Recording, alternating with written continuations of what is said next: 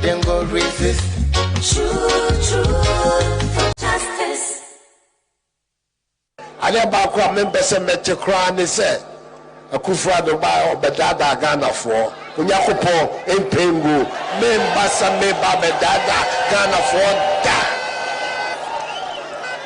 You hear for Ghana. You hear for Ghana, she said you answer.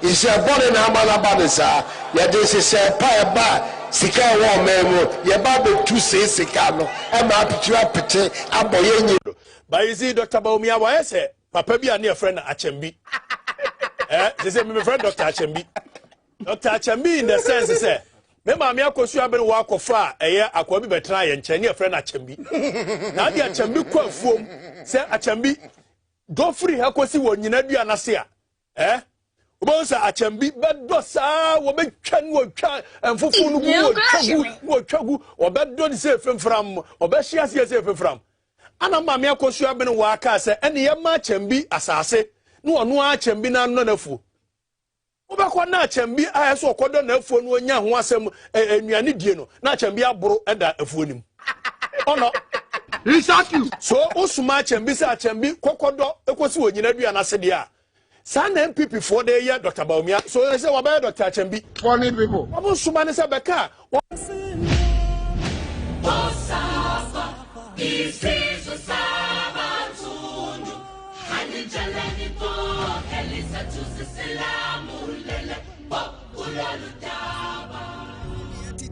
Hini yatiti yatete Abranaa so kuku seku obreku kusukuku ni ejemreku bekem me de ayemogode nanso Abranaa so nkomode etim ho so su abrobo nsuo beye boden ohuwe pamoja enya achecherech Abranaa so ado se metro nkropot aye hyew se kolebu ayarasafu kuku manne asore dom ahuru nyina nso frɛ Abranaa so presby dom es Abranaa so asoko Abranaa so asoko methodist dom si Abranaa so enene kankan Abranaa so ne kankan Anglican den so se ahanso sara na Pentecost mentas enkunsu ageso aji baby akrate fua muri akoto afi ni yede na mpana bu timumra metie dwumadi papa Paul awa mantem ono osin adi kanfo Abranaa so yetie ne mberima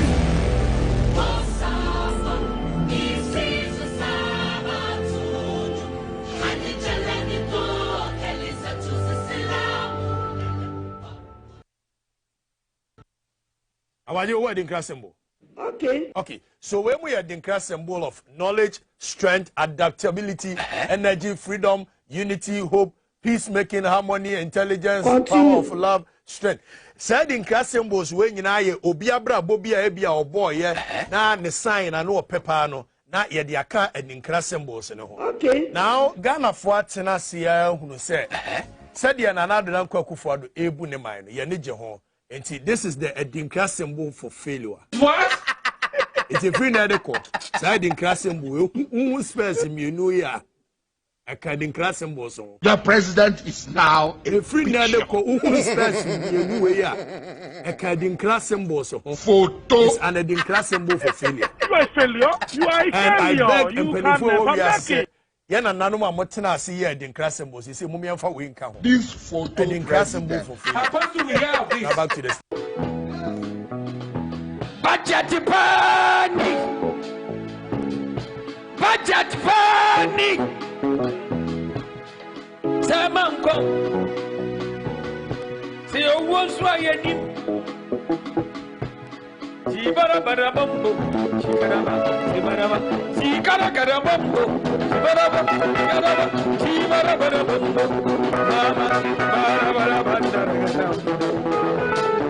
Sami Obia, dear Media Day, and a Masra will be some man miskakra. Ya, made better, dear. Be crazy, Kaya, me sent to your home tax. The Bayadine now, so Madrian.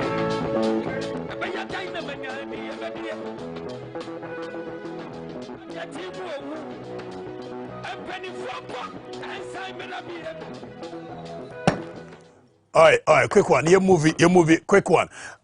Saturday morning, asa enya edru ebio na yaba ababe ye juma di abua womai Ghana. This is the People Show from Eye Tafo. Udu Eye Tafo. Bamaso. Eye Mami Ode. Mami Ode hono. Unya du hwa. Kwesi ajima munyina adje womakonya womohwe. Fefe mu adje womakonya womohwe. We eye Abranaa so on TV XYZ. Na eye the People Show. Udu eye Karaga. Udu Eremo. Udu Tumu Jakeche. Udu eye Bolga. Udu eye Upper East. Na vrongo ne mpotemu. Udu Jirapa. Babia obedrobia no. Edu Saturday morning. The People Show eye Abranaa so. Ubetimi a join here wo eye Facebook on TV XYZ. Se onti TV achia. Na ye movie quick. And ye bedi nkomo ni nyina bi. Ye bedi nkomo from eye flooding. Ye bedi nkomo from every aspect. But many times ube shia nkrofo no na ye busa say Okatakyie eti de wuye unsuro de. Okatakyie de wuye wo mbeku o. Okatakyie de wuye ebeko say na say. But ameka se monchiro. Marcus Garvey says something and I quote or say fear is the state of nervousness fit for children and not men. When a man fears a creature like himself, he offends God in whose image and likeness he is created. Man must not fear a creature like himself, but God. To fear is to lose control of your nerves, one's will to flutter like a dying chicken, though losing consciousness yet alive. Eti yemubi say yebesuro nipa da se nipa de. Never. We cannot and we will not be afraid of nipa bia. Eye oba na wo no whether you twa no whether ofa ase on ba you. It will never happen. For respect, we will continue to give respect to the people. For respect, we will continue to respect you guys. But even that, you want to say we will tell you our peace of mind in a very classical way. Aha ananyansa wotiti ha. Aha ananyansa wo. And then you common for the festival of this country. Every year beyond you celebrate. Abrosua 2 years beyond annual festival. You celebrate. You be this uncommon. Sa annual festival na you celebrate no. Activities a course from a year 1960. Ebesi a year 1990. You started a so-called Fourth Republic, a very fake system, no. You celebrate activities where you celebrate, you become wasem. But before that, Mami Musa see I say Anas Aremiao. Anas ede a year expose biaba. And then me touch on it very quickly. Anas, oh, bibijewa, and now betie sounds wa. How tell mekano? You cannot behave the way you are behaving in this country. Yan tena road ni man ninsim hunu ewaha. Eti ebedi sound komono. Share nekachire unu said the People Show is on. Still, I remain the bombardier, the field marshal, the squadron leader, the ranger, the buffalo, the Huahi Royal, the general Kabaka. Eye bomfa edeshie ene message edeshie me free asante agona nenam se me ho ahintino stress on the Huahi Royal.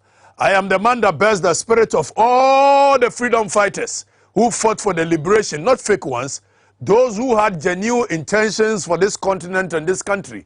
When I talk about genuine intentions, we can mention the likes of Julius Kambarara Nyerere. We can mention the likes of Madibo Keita, Jomo Kenyatta, Julius Kambarara Nyerere, Nelson Mandela, Samora Marcel, Patrice Lumumba, Kwame Nkrumah. All these people, they fought for the liberation of Africa. And Nkrumah Tiso Nana Omonkaho. Ofa obi say JB Dankwa no ne Elizabeth mo na he free. One share down fighting for the liberation of Africa. So he cannot be a part of it. I bear the spirit of all these people, and for that matter, I am not afraid to speak truth to power. Using ground to target missile, air to surface intercontinental, ballistic missile, ye code breaker by a bar. Hashtag la Victoria Simpre, aluta continua. Midin, Ede Okatakyie Afrifa Mensah. Obetumi from the youth president. And our primus inter Paris, Mebasisia.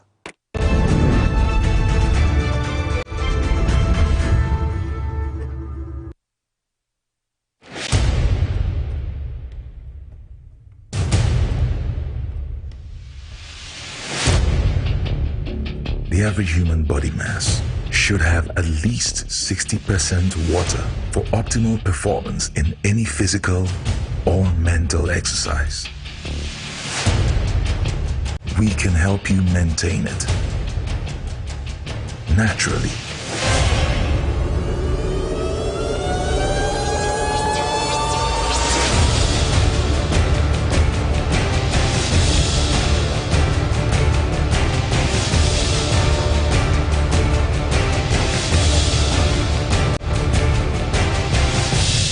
X Natural Mineral Water. Simply natural.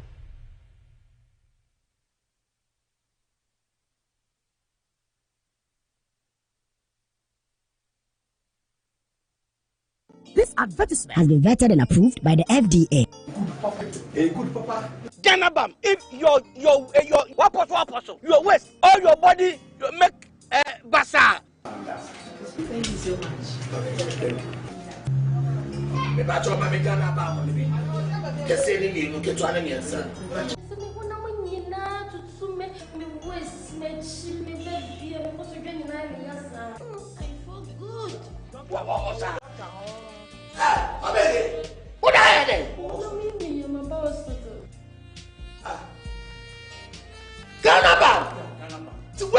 From doctor no. Where? Oh my God, 20 cedis. Let's start about Ghana Bam, young to Emma to her. I first at Tabaconte. I found you be 20 cedis. Hey, Nemo, say, Ghana come. Sound two, so if you come Ghana, you can resist. If a cry na menisika, etia ye me fui. Ehin fa na menya bosia edia tre medwuma yimu. Kai kra mabre me ye bosia ato taxi fofo. Suhum Rural Bank. Suhum Rural Bank.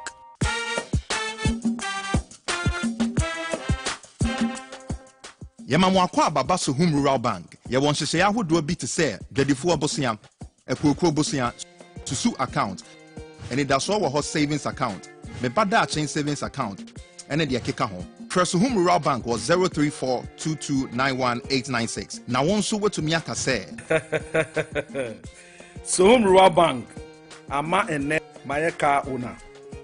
Suhum Rural Bank. Enti me pa minie.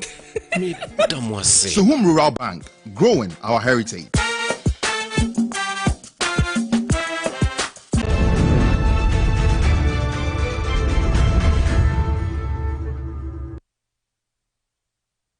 Right, that's so with us so Abranaa show on TV XYZ. Medical catchers show way in Suroda Senibia show way a kind of said here without fear, without favor. You better the annual festival that goes on in this country. You celebrate it from 1990. I've seen there. But before that, let me go straight to Anas Aremia Anas. Matisi asi Anas Aremia Anas say on BBC or CNN. Is it BBC or CNN? Because I'm not following the guy. Only the BBC, right? About you, is it BBC? Say CNN or say there only one more aye. Only on my expose be about journalists for Ukrumha and the five. Hey, Tia, Anas, I'm Casam Tia, Han and Yansa, I'm Casam Joe. Yan Quasia for Krumasa, Yan Quasia for Krumasa, Na ye see your best scrutinize Obia Pepe Ukrumha. Hey, you be in Sroka Pre. Because you kwaje da Senibia sika ye mu bie nsoro kapre because ofa chire bakura ye jekwa ba be kase ya ne agye ye jinso e besa ye adwuma ne pepepe tie me ka asema chiro ne tie nie ye ti kromo professor Mills time utu wani si aban so ana anas expose ana free ha anas expose ana this anas expose report anas expose corruption in the public judiciary anas expose judiciary edu akufado pen so wo ye media wo yare ho na so someone here for say oh yeah okay kufa the pension also we media expose media no the taxes are more what the taxes are media no media ni ato about media no ho what why you who said there now here na ya na investigate hey come on stop that and listen to you aha na nyansa wo yes ya betina kroma na nkofobia for madwene wo koye expose according to Canada Japan. Also, ukoye expose about a parliament under a Akufo-Addo 5 years in the ente wansem according to Canada Japan. Yes, why you expose the Akodru President Akufo-Addo a doorstep. Uni CNN and then they all say you are doing expose on the media and the media we practice. Say to me from Akufo-Addo Abobuanu bio. It would do any actual media. Yes, media ni dey enim so mo ya kromfo, which we know. I know that for a fact. Media no mo ya alakasha journalism. Media ni bebre he me no kase wo mo kwa akromfo ya wo mo tena so many years and no more pretending to be fighting for the people, pretending to have the interest of the people at heart, and then nyamencha de bebre no yi wo manim e say o magi appointment e say wo mo so mo ntimi fansie bio. Now they will show their face, they will let the people know say seven previous wo mo ya akromfo. Then so omo nye position omo nye appointment wo mo ya akromfo ndie bebre. Womo da payroll so government mu ewo krom ha bebre. Womo pay every month be a free government ho bebre. We know that for a fact. But enya no na hia ye say die hia ye ne say Anas Aremia Anas also be expose ya. Akufo-Addo aban ba 5 years ni okoye kwesi na ntachi die. Ane asuma ka na Japan so omra meye sa omra say who watches the watchman, right? Womo kan woto from that was the end of you. And they also say, also why you expose it. Come on, stop it. Stop that thing. Come on, stop it. Because you're going to Kroma. Messi Kroma say, who Anas Remy Anas. Say, Akufo-Addo free so now, baby ba. Now we are tisa, yes, my year expose never. Juma ye bedu Kroma, no, don't say count to Abekas one. Juma ye bedu Anas Remy Anas Kroma, no, don't say count to Abekas one. You must be supporting the days of Happy FM. You defend you strongly. When people were coming after you, we were defending you, thinking you were going to do the job. Who are Akufo-Addo parents why a dear Kwano to want to carry about Abino? Abino were the most corrupt government Ghana has ever seen. What to be fair expose Biama? We see the media and the come. Hey, stop it! Come on. Tiana Nyansa won the jar off for. I'm sorry, yeah. Because you tell Kuma Modi Muade, now Modi the people's mind, dear gross, Modi Crofua unit, dear gross, and now expose, expose, Chrono, Koswa, Yavia Mount for the Sika, Yavia Mount for the lands, and Yasam get to ultimate expose or any of that. Abatina can see who say, and now expose. Hey, my friend, listen, Yanyan Kola Kruma, you guys will stop it. I am serious, you guys will stop it. The way you are playing with the minds of the people in this country, you will stop it. Because you must be best stop him. You better be a man for the near my man for not the question I say, because it looks like man for and the question I say. And some of us will explain to them. Who are now to Kroma Akufo-Addo corrupt government to be anywhere who Mr. Marcus Garvey said the rearrangement of the political scene means that those who are not capable will be at the mercy of the organized criminals in this country and the world. And what is what we are seeing now? Your mama personally, you create, loot, and share. Under this government, it is create, loot, and will. Your mama personally, you create, loot, and share. And no not just almost share. Where under this government, it is create, loot, and will it to the next people. Atiasimu achimota eko wiaye. Mo wiaye sa akromfo. Look, me catch am se mo Ghana for me kahubi. Ye hunu de e course so under eye John Mahama. And omo brande eye Akufo-Addo de breye. Akufo-Addo is not a Ghanaian. Gabriel Chedako is not a Ghanaian. Asante Bedia too is not a Ghanaian. Omo ka kire ye say JJ Rollins nya Ghana ni nti no ama Ghana for ho kire omo sa no. Look, these people are more British than Queen Elizabeth and him. I mean, I can't say Prince Charles. Akufo-Addo ne eye Gabriel Chedako ni Asante. Aya hwom, look. Before some call eye Vana so na Gabriel Chedako Akufo-Addo Asante Bedia too ba ko say akwa no finance minister Kenoforia and the rest wo mu nyina nya Ghana for because yakaso obi ye Ghana ni obi motherland ne Ghana ne motherland ne Ghana in the sense say okobre wa brochira wo de sikaba ebesidan wo Ghana ha. Here lies the case ankrofo ya wo mudi yanimo nei wo mu de wo bre wa ha no wo mu de sika akotoda wo UK wo mu bre wa ha ewia ye sika no wo mu de akọ hospital wo UK wo mu bre wa ha. So tell me how this country is their motherland. In any case, they only see Ghana as a country that they can milk. And on Makofe Japan, but me say on the 4th of June, demonstration be hunu kroma no mu hubida. Look, 1st of June, Wednesday, press conference. On the 4th of June demonstration, they have never seen anything like that in this country. I'm telling you. They have never seen anything like that in this country. They say mo pesa mo sisa eya asante for gold no royalties no anyone wan am kotena fie an mo didi wo ho na asante for de mo ntena wana munya mutisa yi na ya de ya MPP for enkrofo ne de o madwene e chichire mu gold ne nyina hye krata ase akotena fie akodi and they will render our kingdom useless. Gabio Cheda ko asante bedi atuo kanoforia Akufo-Addo, they will render the Asante kingdom useless because so mo fasa royalties we nyina so mo komanejia. They will be controlling our resources from Chebi. You guys should stop it. Let's tell them the truth. Yan show money me kan cho mo. Look, I'm telling you. Asante for ye betra sia masa ankrofo yi. Say ye ne ko school. Ye ya lawyer for. Hey, munya come on stop it. Ha na nyansa wo. Ye ya lawyer for ane Afe yanko flooding. Ye beba back to anasa remi anasa meboa. Anasa o to ntimi mfa expose papa bia mana ato na akekansem hunu. 6 years ni. Ye be checkmate. We will check you. Now let's move. There was celebration of a flood festival. So the Accra is celebrating its annual flood festival. Traditionally, the festival is celebrated by Accra residents who live in low-lying areas, also known as flood-prone areas, that is FPA. It is celebrated from March and climaxed in June every year since 1960s.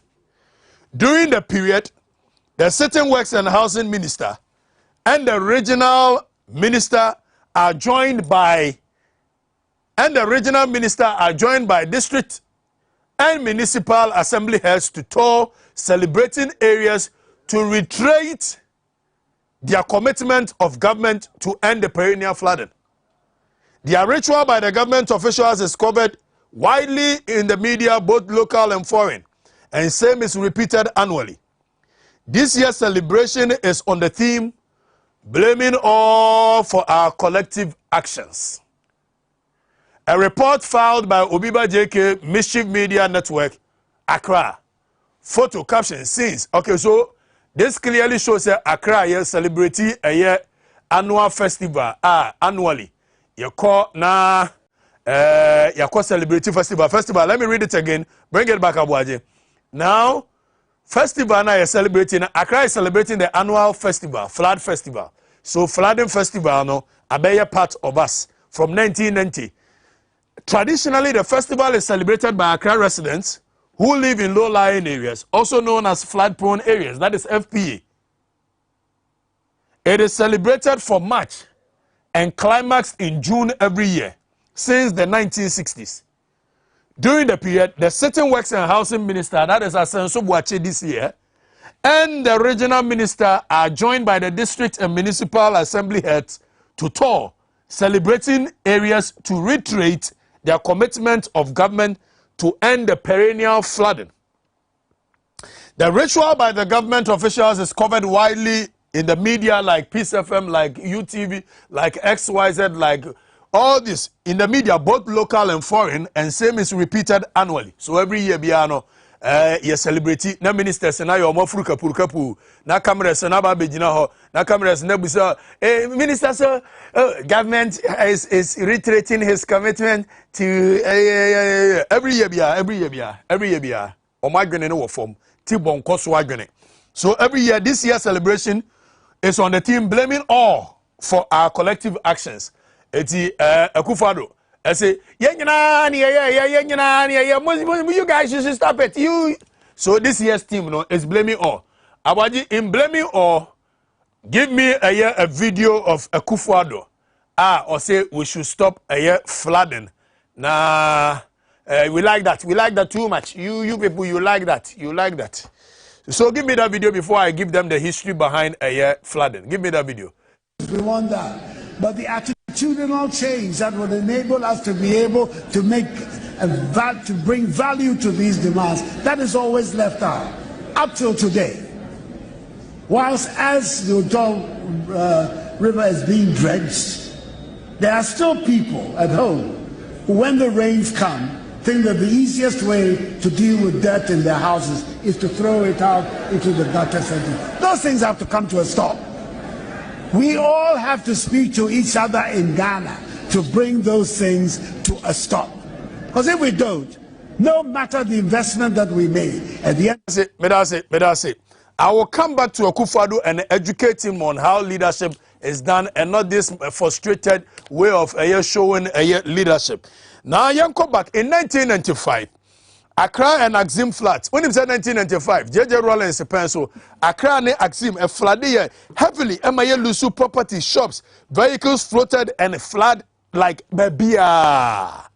Odona, Alaju, Nima, 1995. You celebrated the festival. Everybody came on board. Ye my media no kokova ye JJ Rollins in the media. This, that. JJ Rollins was doing well. 1995 near ye more speeches. Oh, we are committed to solving the problem. Then I mean crazy. They are crazy people. They are not committed. Now 1997, the same thing. June 1997, we had heavy rains, 2-day rains. So 2-day rains, it caused havoc in 1997. So if you like, follow the trends. In 1995, there was a heavy rain. In 1997, there was heavy flooding. So every 2 years, 1995, 1997, flooding, crazily, we had it. Then another 2 years, 1999, 5 regions flooded. 5 regions displaced almost 300,000 people, according to reports. Upper East, Upper West, Northern region, Bono Ahafo, Volta region, Babia flooded in 1999. Another 2 years. Yetenasi and the year celebration, celebration either it comes in 1 year or in 2 years.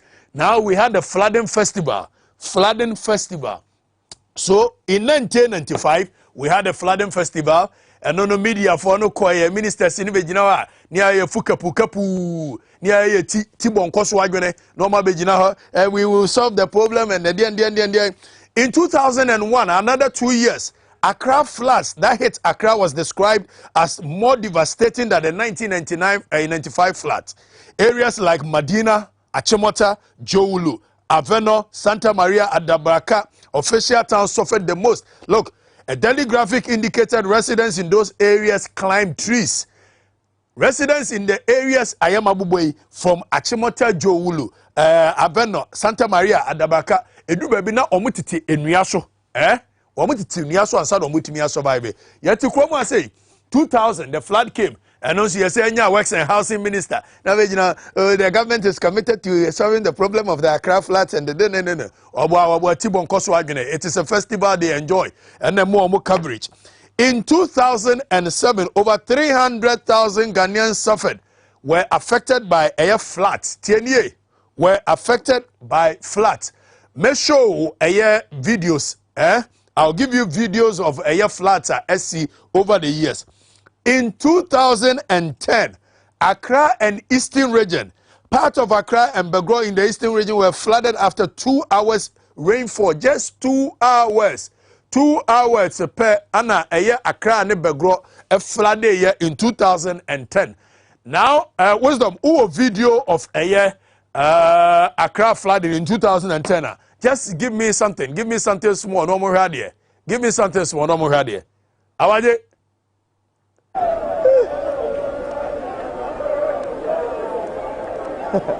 Fameko, about you come back to the studio. This is recent. I want old videos of flood in SC. In 2010, 35 people and the woo our flooding.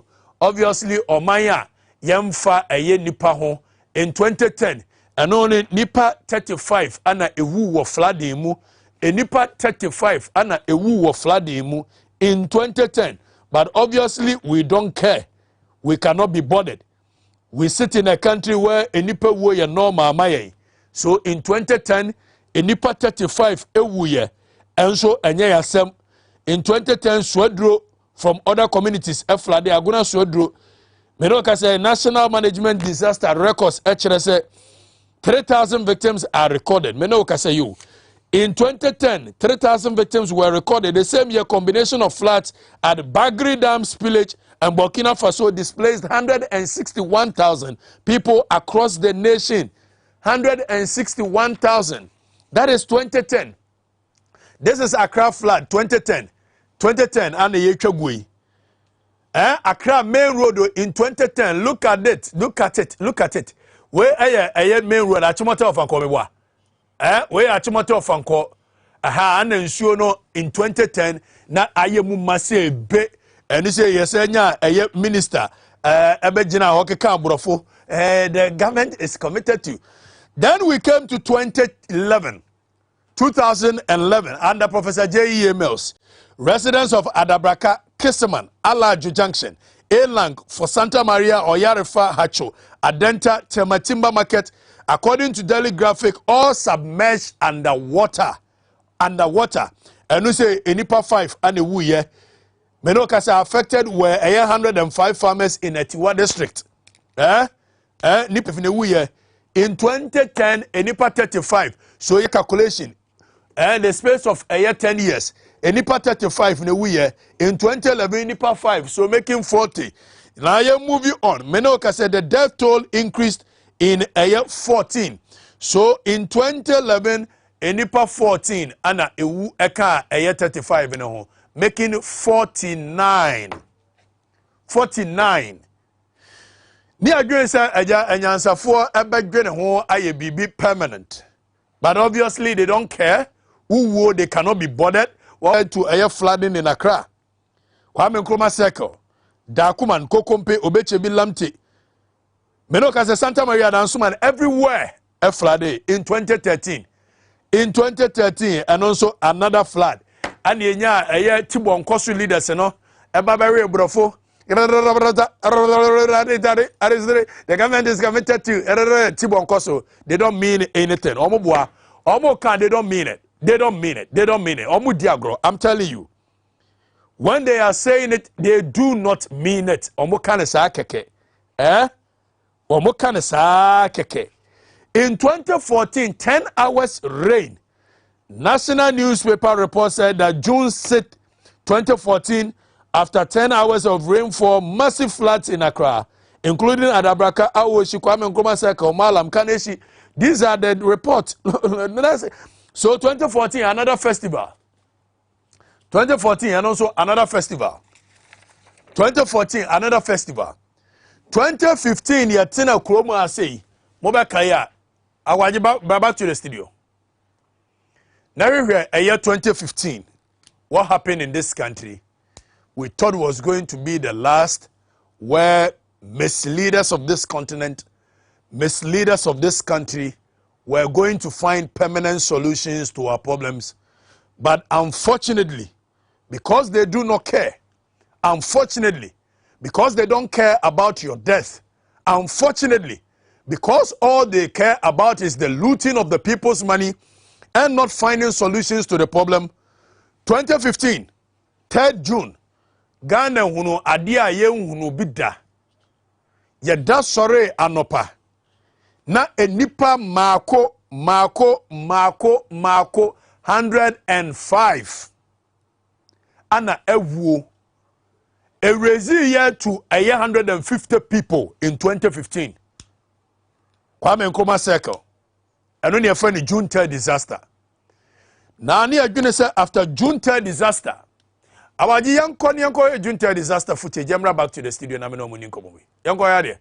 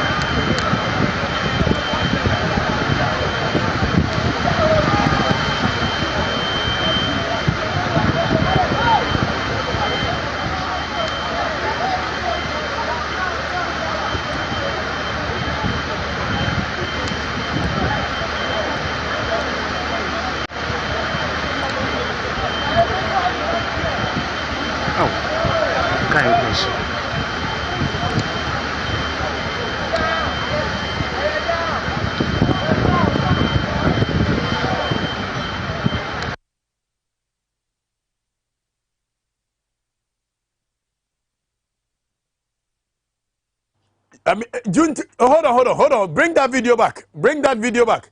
A nipa or mawuo krom ha. Not even out of respect in the between the masha body bags him. And you see, this country is a very foolish country. You say, and I would do that. But you people are foolish. If you are not foolish, sabi a worker body bags are your best pay. Ama a people no respect no. About if I go back to the video near how you didn't pa egu a year you can't say. No. I'm talking about baby or modi nipa ne egu. Look. This is sad. This is crazy. This is foolish. Omaya wutimua uwu a yamfa ho yesesam gu track achi ti semmoa. Yamfa ho. Look at the way I yes some crofo enkofo ne yeto omugu. Aha. That's it. Okay. Human being wawu. We don't care. Aha. This is junta disaster. A war pa nipa we don't care.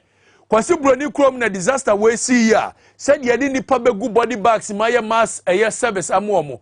Eche se okra kon bedo se ofri se kromo. Now our case yes say womugu a year track achi and yakoto womugu ye. We just don't care. So we thought that was going to be the end. I know you're tenacia, no say minister Mekaijo Mama say obejina ho, ma a year speech. Na dia wabwa. They don't care. Junta disaster, they don't care. Now in 2016, another junta disaster area, Honano, another flood. Oof! Out. Your mama. And you catch your mama say, your mama, you don't know how to solve this problem. Because from 1990, every year. So, Charlie, your mama, clear off, get out.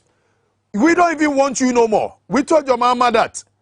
So we want Akufo-Addo to come in and help Akufo-Addo. Now, Akufo-Addo by me busa the question be, I want you guys to pay attention to a year and come on many Akufo-Addo di one of them meet the press in this country, and I will come back to it. I want you guys to pay attention. Please pay attention. Akufo-Addo by me busa the question say, on my way, it looks like you built temporary Ghana because the same thing that happens to us, we use knee-jerk reaction. And you see, na a conforno makoma womo contract, kodreje odona, koyi begata. Say Akufo-Addo akofa dredge master biya so say just more. They are only bediska. They don't care. They have no clue. They cannot have solution to the problems of the country. Now, tie many Akufo-Addo conversation. When he became the president, Process of my target audience, may I have your permission to ask my question in three? Right. Mr. President, yes, Omaya ye nyini ekoyenim. Ye pese yes America for any UK, any Germany in terms of infrastructure. Now so adibakwe mngwana say ye acquire. Ye acquire in such a way say pure water kurapai eguswa ebe ohoro nako. Omonso ya no ma ya acquire timidi 15, 20, 30 years. Ye drainage system ni ye open drain gutters. Na ye di fin ayenema. Omonso ya na omadwene ho aye underground tunnels. Now the question I'm busane said, are we building a temporary Ghana? Okay, so pause. Okay. Pay attention. You see, your Ghanaian leaders, they are jokes. They don't just say, anymore. I'm telling you, especially this bunch. Look, almost making light of the question I was asking. Because they don't have an answer. And Akufo-Addo is very smart. And Akufo-Addo be answer question, or Sheda making light of what I have asked. I asked a very relevant question, say, or minor year building, gata basa, kwanya, the chairman of a party. No, kwan tan and shoto ya now, and I know shoto ye, a kwanya you, ne a mobu piece egugum. So I asked the Akufo-Addo, look, electricity cables. Or minor, I see a PCS or more Germany, Amsterdam, US. So when electricity cable send them, we manage to say high tensions on the major route. But obia fear the electricity cables are far from by na ye dia fan crofofie so na ensure no atwa na tiegun crofofie so na ekuomo. So I asked, look, Kwame Nkrumah ye motorway 50 years. Motorway ni say ya na nyansafo omudi so e the mortar any chippings any bitumen na etitip. Are you guys normal? No, they are not normal. They don't care about you. It me busa Akufo-Addo say, are we building a temporary Ghana? Look, but me said that me they call bro and I knew exactly what I was doing. Now me person me busa that very part no in brofo for the record. Say ye building wo man then Akufo-Addo sheda ye and light. As is a question now me busa no. Gadaje. I gabo. Yanko Akufo-Addo response. Yanko there. Okay, so baby say question no. Okay the tree. Okay I tree ana brofo ana back to the studio. Look, Akufo-Addo is a smart politician. Question na bibusa na onwene ho. And he did not have an answer for it. So he wanted to make it light. Galaje, we are Kabrofo ana Okatakyie Afrifa. He wanted to think about it. Now yanko back na shade, o shade people were ahead of me. They asked question, but Akufo-Addo tried to answer mine first because no person will out of the way. And let's go back and watch Akufo-Addo. Mr. President, yeah, chechire on my in Chirima betimi aba abedi ho de ana Brabak. After one said me be busa question, you know. He didn't even want me to ask the question. Mate. Kuachi kakra bi na sabra back near hade. Mate, Mr. Akufo-Addo is a smart guy.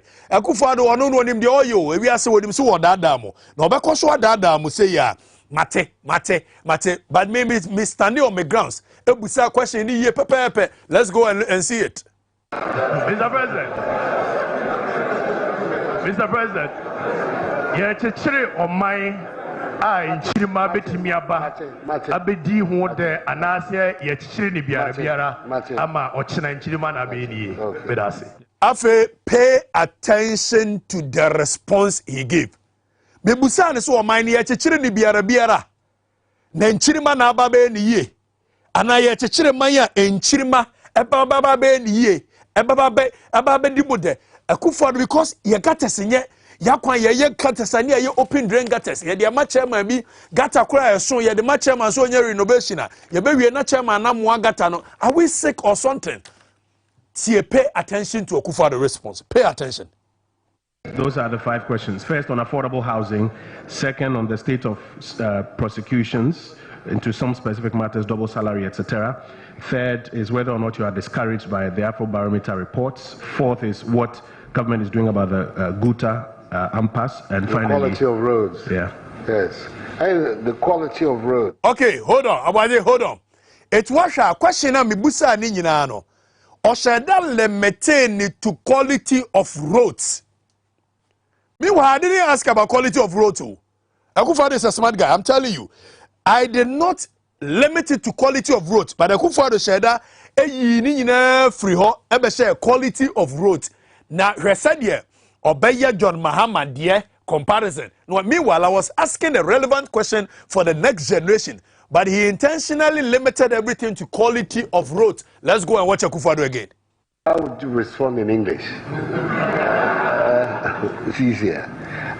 Yes, I think that it's a legitimate point about the roads that we have built in the past and the various ancillary... Hold on. Look, when anybody studies body language, Obia study a demeanor of people. Look, Akufo-Addo was not reading the answer from a paper. Answer no, they might any paper be also. But because Ochan 20, he said, I know I seen it. The quality of road. About the back to Abi, let's have bought at the national Akufo-Addo because he does not have an answer. He has no clue. He was lying to the people. So look at Akufo-Addo again. When the body language, when the demeanor, when he was answering the question, the quality of roads. Let's go back and watch. My point about the roads that we have built in the past and the various ancillary constructions that should go along with it. A legitimate point. The quality of roads. Okay, Jim, how would you respond in English? It's easier. Yes, I think that it's a legitimate point about the roads that we have built in the past and the various ancillary constructions that should go along with it. I believe that if you are taking note of what is being done now, both matters are being addressed, both the quality as well as the drainage systems of the roads that are being built right around now. You can see for yourselves, even in the roads that are being done here in Accra, Lekma Road, Pukwa, all of them. You can see for yourself that a new approach is being adopted. And I'm hoping that when that is over, we will see that in fact a change has been made and that we're getting a more permanent road infrastructure than we've had up till now.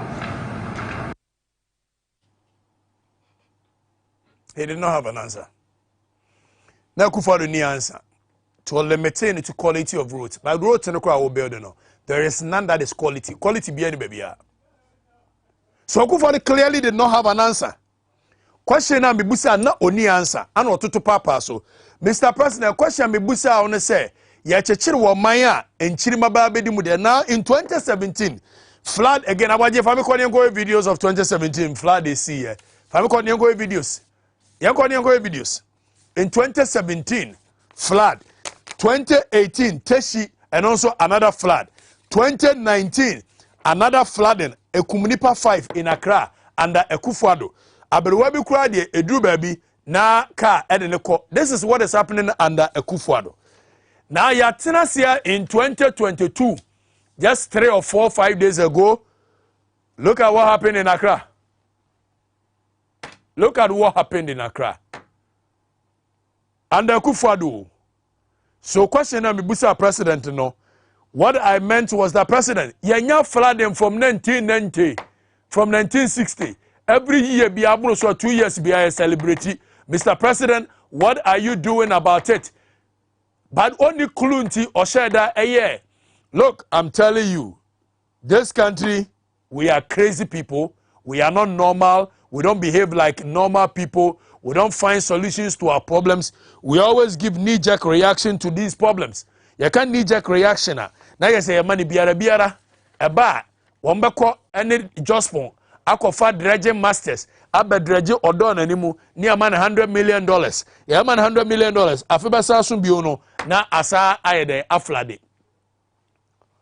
afeba sa sumbi no na asa aflade tamamoto we na Kwame Nkrumah build ye no ene nsuo to ahwede tamamoto we aye tamamoto we na onyansafo Kwame Nkrumah Akufo na busuafo na to tankuru wa mo besi ne build ye no hwede tamamoto we no aye and a tamamoto we ensure to this is what the state of tamamoto we and a tamamoto we ensure to this is the state of tamamoto we Enzo Akufo so wa mienka this is the state of tamamoto we this is the state of Kolebu Hospital in this country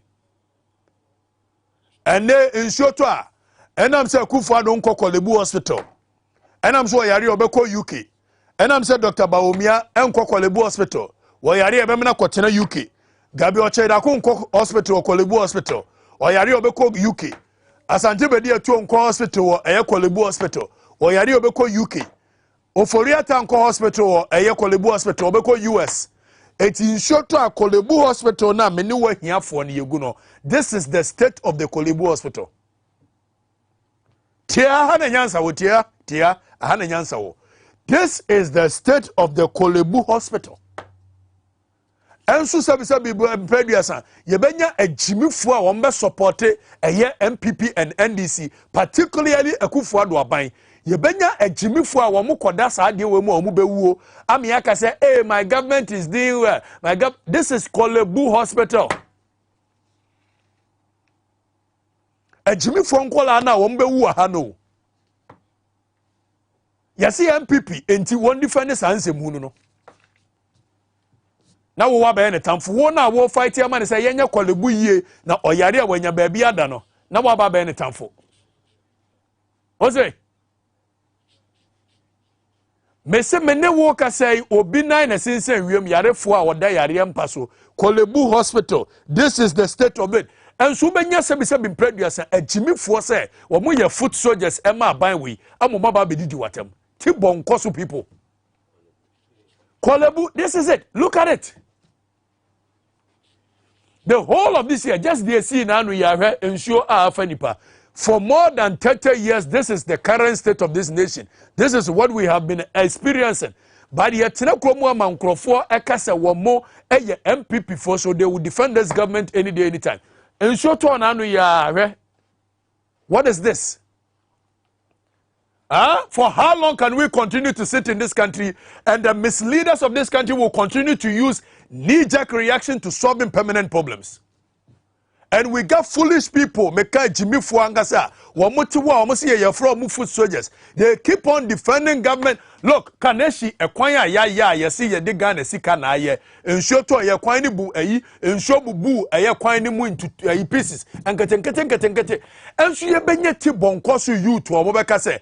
Wamono, yes, or Mufi channel, Nagabioche, da, Konia Santibe, dear to any Kufa, the Muria, Sikako, Bruchino. No more defending Kwasiasem, but this is the state of our roads. Road this is the state of it. Kaneshi, acquiring bubu into pieces and getting. Nanka acquire a major road, and in Shotra, it me bubu quine into pieces. But they don't care, they simply don't care. Abranaa on TV XYZ. Yeah, Yenchebia Yebedi and Koboyane Ivan Che Innocent, our youth activist.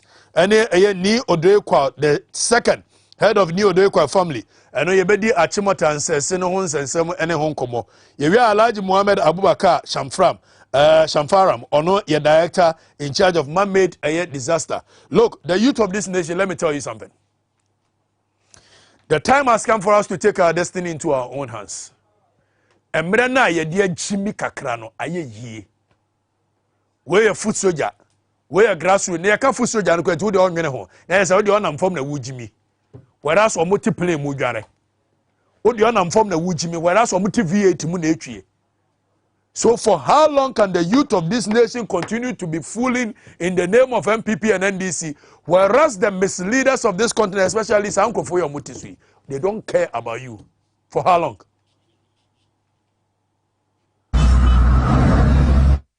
Brabak, now hold on. Wama na drum pempenswa. Even sebi predators, omo magwini muka omo kura, no omo se Akufo-Addo memoni nkoyi. Time pa. Eti bodem ne bi a wakoto se Akufo-Addo signboard esi ho. Yanko ne hwede ode Akufo-Addo.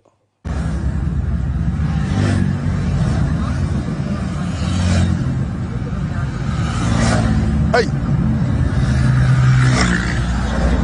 Hey.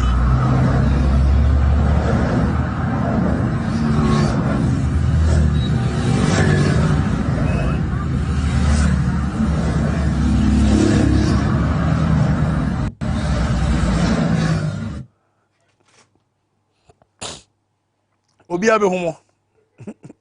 Obia abadam for kura be humo. Oh, wo sa kwa we wo sa kwa we. Wo ba ya wo ye Ghana say wo sa kwa we. Nyame de betua aka. Sa no aka ho. Sa da bodam ne aka. Obia be humo. Na ye wie sa mamu tantan ya. Na Dr. Bawumia say ono so beso ode ekoye nim. Na Akufo-Addo Dr. Bawumia akoye se achechede ene nwa. Achechede ne de nwa asi na chi sei. Achichede and nwa asi na chi sei. Ana ode yekose ya.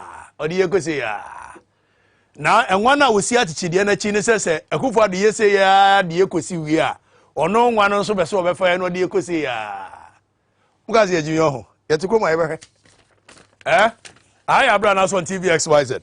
Before say mewie kura no na yenkwohwe Akufo-Addo in Canada or say flood no why frustrated yentie no quickly near back yentie no awa yentie Akufo-Addo quickly near back awa we want this, we want that, but the attitudinal change that would enable us to be able to make to bring value to these demands, that is always left out up till today.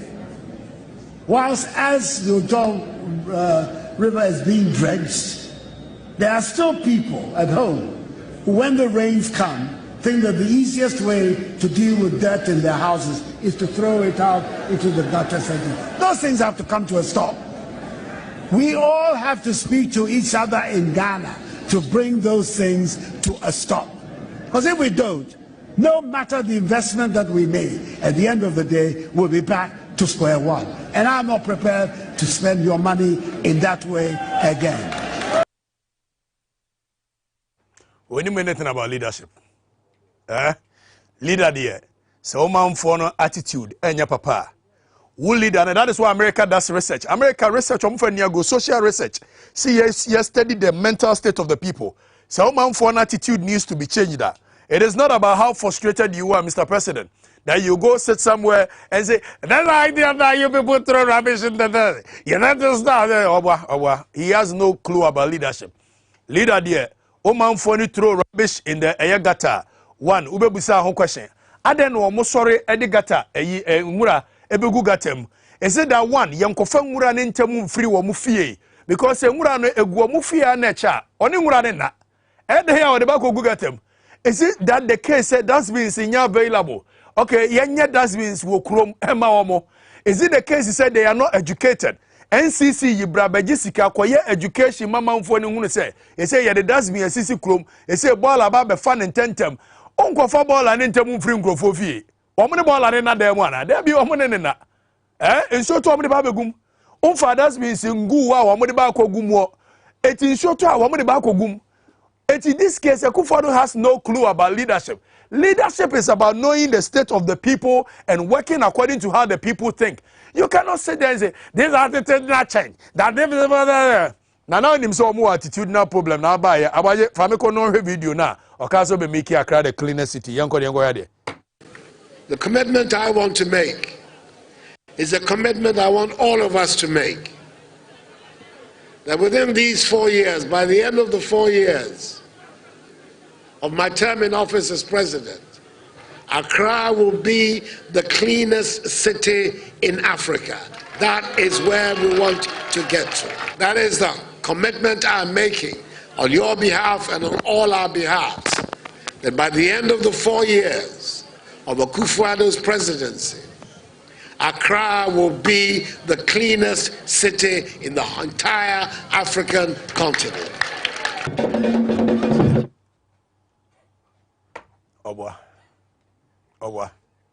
Where's that video? So we full video now. At some point, Chiniano eyi bebono. Onze Akufo-Addo wo twa ntro bia na nanom ma yekuo. Ba ye na ye hu. Sa wo kotwa ntro wo before be wini aba. Wo twa ntro na nanom pagya in free stage in so reform. We didn't take that. And then on kanokre. Accra will be the cleanest city in Africa. Obwa, he has no clue. We knew how to do it. Abranaa on TVXYZ. I still remain the bombardier. The field marshal do Saturday morning. I am in charge of this country and how it runs. Without fear, without favor. This is the worst government Ghana has ever seen. The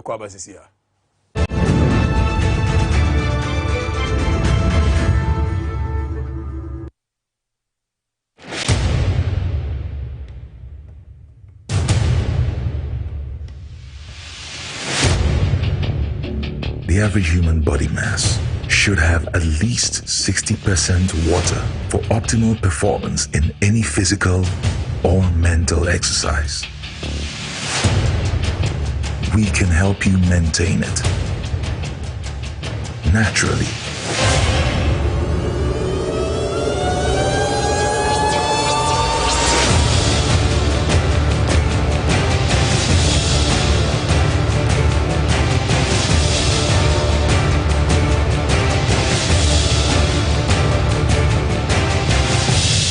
X Natural Mineral Water.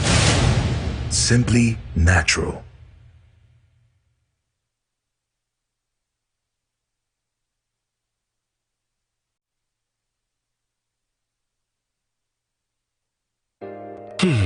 If I cry na menyisika, edia ye mefui.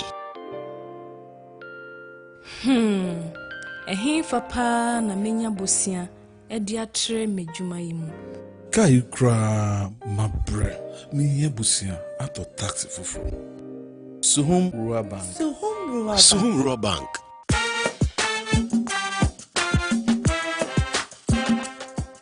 Yemamwa kwa baba Suhum Rural Bank. Ye wonhyehyɛ ahodoɔ bi te sɛ dwadifoɔ bosia, ɛkuokuro bosia, susu account, ɛne daso wɔ hɔ savings account, mebada chain savings account, ɛne deɛ keka ho. Suhum Rural Bank was 03422919896. Na won so wetumi aka sɛ Suhum Rural Bank ama ene mayeka owner. Suhum Rural Bank. Entime pa minie. Suhum Rural Bank, growing our heritage.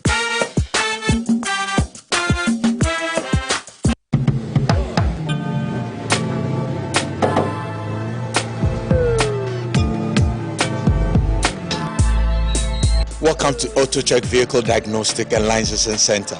I hear my car can be checked here without going to so many Accra. Sure.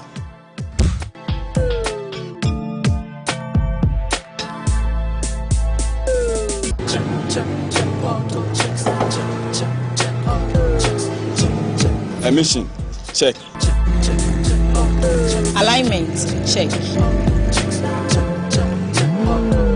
Brakes, check. Visit AutoChecks at Koforidua Aquadum Road for the roadworthiness of your vehicle, from saloon cars to heavy-duty industrial vehicles. Madam, your car is now ready for the road. Thank you so much.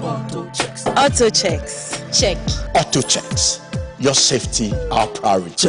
Check, AutoChecks.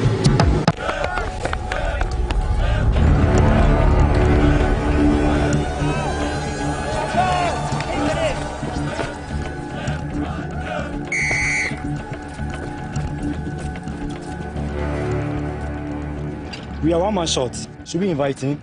Yeah. It be old cargo. Can I join you guys? Yeah. Oh, it's free, fresh, natural, mix, mineral, water.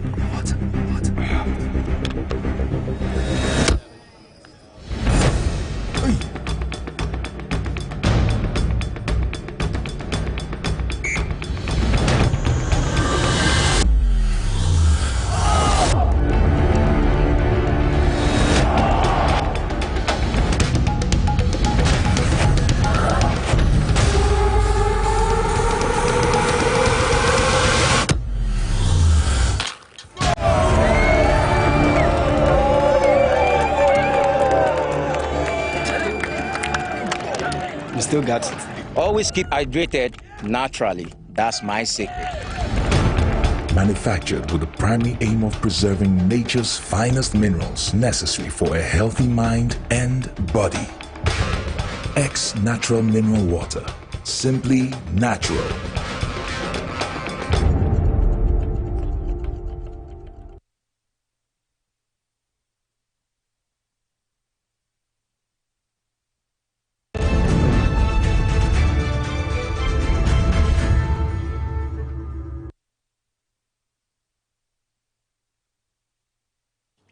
Medals say what also Abranaa so on TV XYZ. Aha no kurefie aha ananyansa ewo. Ene ne mpanimfo etwenkomo na ora ni Odoikwa the second. Head of Ni Odoikwa family and member of the Osu Traditional Council. Ni Odoikwa family of Osu. And a member of the Osu Traditional Council. Now before that the Osu too. Tete. What hear me? And no na kwaba na how do you say it? Mimba Mumanye. Manye Ablabu. Manye Ablabu. Okay. I think I have to get a girlfriend. Who teach me all that. Oh no, you don't need. I will teach you. You teach me. Mimba Mumanye. Manye Ablabu. Oh, you are done. Bo you are done. Sasa na haiba innocent che wo fia yak what day? Yeah, fantastic. I forget you. Yeah. Baba, we wish you a very big happy birthday to you, Chenere, as someone of Morning Glory MCDC Keshi. You are 13 years today. Uofa. Oye madam for me uncle Brebopa, Benjamin Insia, and I say young wish you happy birthday. Chenere as someone of Morning Glory MCDC. You are 13 years today. But Mamenka was Prostate Joy capsules, Prostate Joy. So when the 35 years I woke, have you ever experienced any of these symptoms? Symptoms in the say Ojonso emayi Ojonso name yo ya Ojonso na kakra akachire eno no de wo hia Prostate Joy. Say the American nyina wo bi a eno no Prostate Joy no obefa baako anopa baako anwumre wonya nya bi a de obeye ne se obefa baako to prevent it Ubenya biwa all pharmacies across the nation. NS Chemist, Lena, Top Up, Unicom, Nisi, East Cantonment, Baseline. Bibia Benyabi. Fred number C for Poster Joy. 0244 727028 0244 727028 and 0244 754380. Poster Joy, it's safe and efficacious. Obe Johnson Afili. Yamra back to the studio. Na mene ayem penimfo entwetwe aye enkomo. Ghana man capsules no ebema ade no aye tawe. Kase entini ne beba ho yie. Bema na yetenten. Ghana man capsules nkopebinom. Kopebinom. Ebema blood circulation no so akoso yie. Na 1 or 2 capsules daily ebeboa amena akoso. Ghana man capsules eno so upebi ato a 0244 727028 0244 727028 and 0244 754380. What am I starting free a year or so? Ensure flooding a sea from 1960. Near Green say a year do Fourth Republic, you may find lasting solutions to the problem. Mona and Cras are see Yamodia, a jay free crew mobile and monetia. Yabia ensure uniform Ukrui. Adia someone. What is it? Yo, near mechanic say, Yen nanum Omu was a say so. Omu nim send as I say so.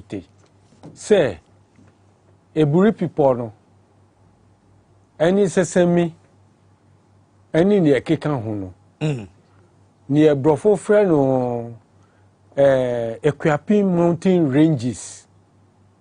Baby a fino, a hot na in Sufi and a bank and crum ha. Inti yen nanum, a yen she share papa. Say in can crum ha. And so yiri be taha. And dear ebia a beye nature. Nature they say, won't say assassinu a training. And ye wo moon a friend say Osrame no. I do nature say a ponu a be year and I say a be quechi high tide and low tide. Inti say in suto na ye wo high tide in sunu ebe taha. Ye wo low tide and we ebe ko. Inti niye nature aye say ye nana num beto ye no omu jaye. Inti nkran ha tiedi amebubo no. Bubi ashi bu ye amna bubi ashi. Inti nkran krom no ye wo busua bi wo ho ye frɛ o ma asene gamashi asene omumu no ye wo abusua no bi wo mu ye frɛ o asene jo shishi. Asene jo shishi. Jo shishi. Jo means valley. Okay. Valley under. Jo asene jo shishi. Omu no mu kita asase ewo bubi ashi. Kaneshi ho bubi ashi no. Asene jo shishi. Asene jo shishi. Okay. Inti bubi ashi no. Bu ye amna. Bubi ashi. Inti oho no eye bibia abrofo frɛ no receptacle. A se nsuto na ntum ebe ba beta ho ansa. Na kakra de be free ho na akɔ eponum. Inti say ho no ense nipa tena ho. Ye nananom, I will say ye nananom because ye nyina we are one people. Ye nananom plane ye. Say bubu ashi. Eni kwa say nipa tena ho because ho ne receptacle a ebe lead ensuo to eye ponimu kakra. But the ne ya ton ho ama nkrofo etete ho. Pepepe. Inti ase Joshifo o gamashi obu do ho. Say nsu no kɔ form a na yetumi akɔdɔ ye do ye brewer 3 months aba ye titi na ya harvest na ye di aba. Apart from a ho no ye wo fa no fa ewo kokomlemle side ho. Okay. Fa no fa Joy FM one. Exactly. Fa no brofo no mo ye waterfall. How waterfall? How waterfall. Okay. Fa river. Enti wo say wo be hu waterfall wo baby a ye be yi no nso no free people be so na wasane de agu nso mu nti fa eno fa nti ho ye waterfall ani aton ama nkrofo asi dan ho eno mu a block e waterway omu ase no. Okay. Even by doing so, I know so could do Amsterdam kroni nyina gu ensuo so. Obviously engineers na edwene ekwakyire Holland the whole Holland gu ensuo so. Holland ni na ewo da bi ewo nsuo mu. Okay. So in this case, you know, they are below sea level. Anka engineers bet me I direct even the water into a proper but enkoso sa yeah the natural landscape. Okay. Etumi contain ye wo natural landscape inti mi badon ye we kwa family no ye ndie baby a ye wo osu no ye wo ho ansa na osufo no baaye. Okay. Nti ye ne ye nim nkran ha cha obi a o odwe kwa family no family in Gan here enim ya sase hu asem eni ya bakosem say yen obi andim say ye ni onim say ye no ye pese ye ni wo mu ntrase na omu nkire yen nti ye nana no baako won castle na si ho no osu castle no ye si wie ye 1664 but ye fear me free mu no ye wo castle no opposite Castle Junction, Ufu Independence Square, Badon. Ye wo NDK Danechi. Ye fear no a hard laborers. Omu ye juma wo castle no. Eti. Oh no betina kwa ye juma. Omu tina ye juma ye akwamufo. Nti ye fear no ye ede wo 1662. So in this case, ensure a time crime. Yana nanomo plane ye nkrobit se babit se Jowulu. I know for never Jowulu there no. Okay. Jowulu there ni say for the time ye to Jowulu. For the sake of time. Why the to Jowulu? Ye to Jowulu. Efri nkranfo ho. And odwe kwa family no. Odwe kwa family no. Mo to Jowulu. Jowulu. Ho ni nyina ye frɛ no Akanecho Lance. Efi baby a Owengon ye Accra campus. Ewo Adabraka ho no baby a museum no wo no efa Nima asylum down Nima eni ekwa enwa Achimota forest no mu nti ye to ye no ye frɛ ho Akanecho lands. Kanecho means Kanecho eye flamboyant tree nti Jowulu die ye si nipa ntena ho Jowulu ye receptacle ye see Jowulu a raven valley a deep valley Etika Jowulu ese ka dawot se a lagoon na ensuo termu fe a lake inti sunu fi a whole Jowulu ni a lake inti sunu fi people so ni so abri ho na yi nyina na beta ho na contain na wachicha ama inti osu ha no ye wo klote ye wo nyaji ni nyina ensuo nkiti a ediko epo no mu no na wachicha ma wo mu ana nipa da seni asem so we are the problem ya na the cause of our problem. We are the cause of the problem.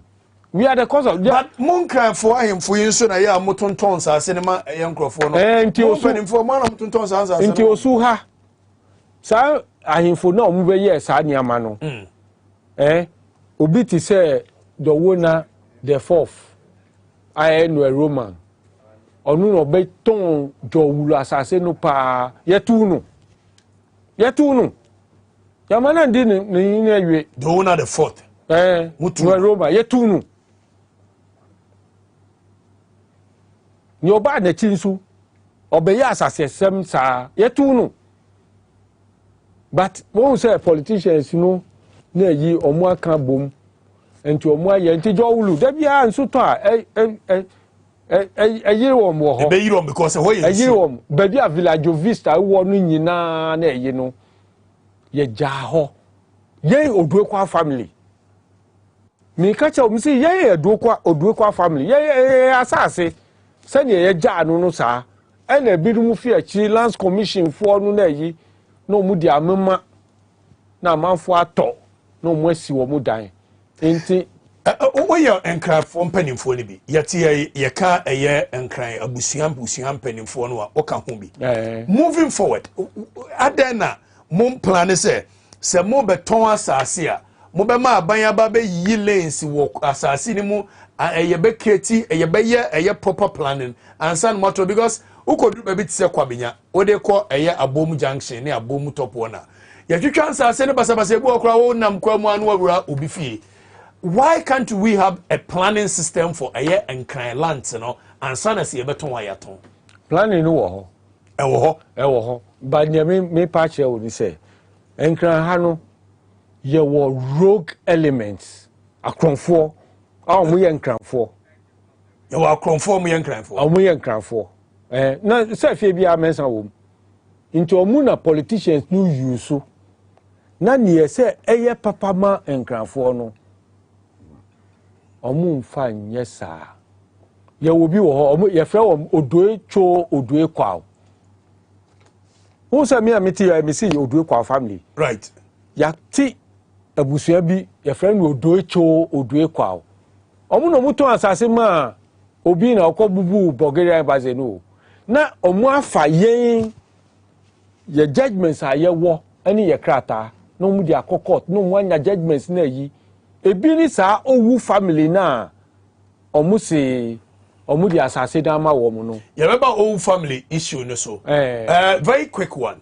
And for Monsase me asantini me fra santimem. I know how we don't allow would there be some asase problem dia asase asem dia ni why are you I don't know disorganized when it comes to ayensas and some when I say that some say me aware and we're going to say it as it is say ohene kura timi twan am ye de eye Corolla kwame ekura be dia asase kese e wo ne nchen adana ase mum value Monsase na mo de ma eye people anyhow like that ye fa ma people anyhow ma min kire wo no offense, I'm asking the questions. It's no offense. Okay. You see Gold Coast there, Gold Coast. Empuano.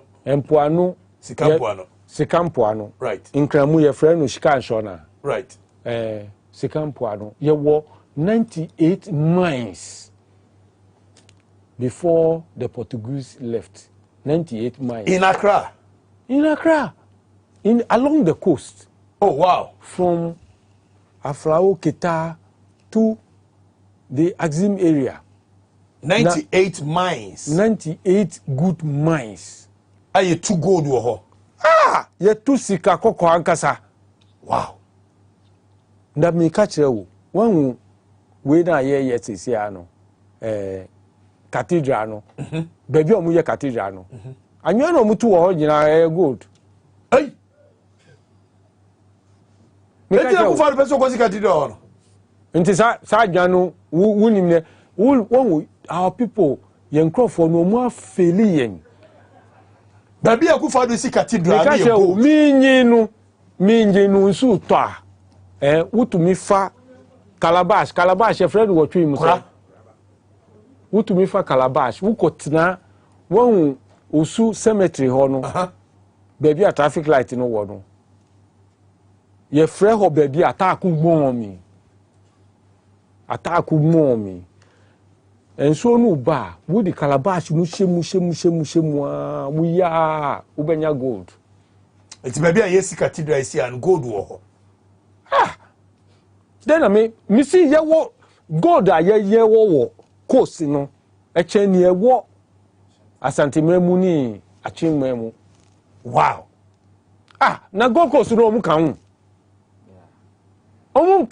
Gold Coast no asantefo nkan achimfo nkan. It makes sense. So Gold Coast before some bedroom yebekwa asantememu kura akokunto kwa na so boko sika e wo mpona no Sisi Randolph Ochro Adim watchro ni history, the history of the Gold Coast and Ashanti. Omun kan gold na ha na ewo nti na Osebonsu na okonwia Osebonsu 1826 okunto kwa osi oba beji oba be fa epo no e di akoka ho ama wo mwayi e na yenya akatamanso wo no 1826 ye di 6 days per e na di 15 no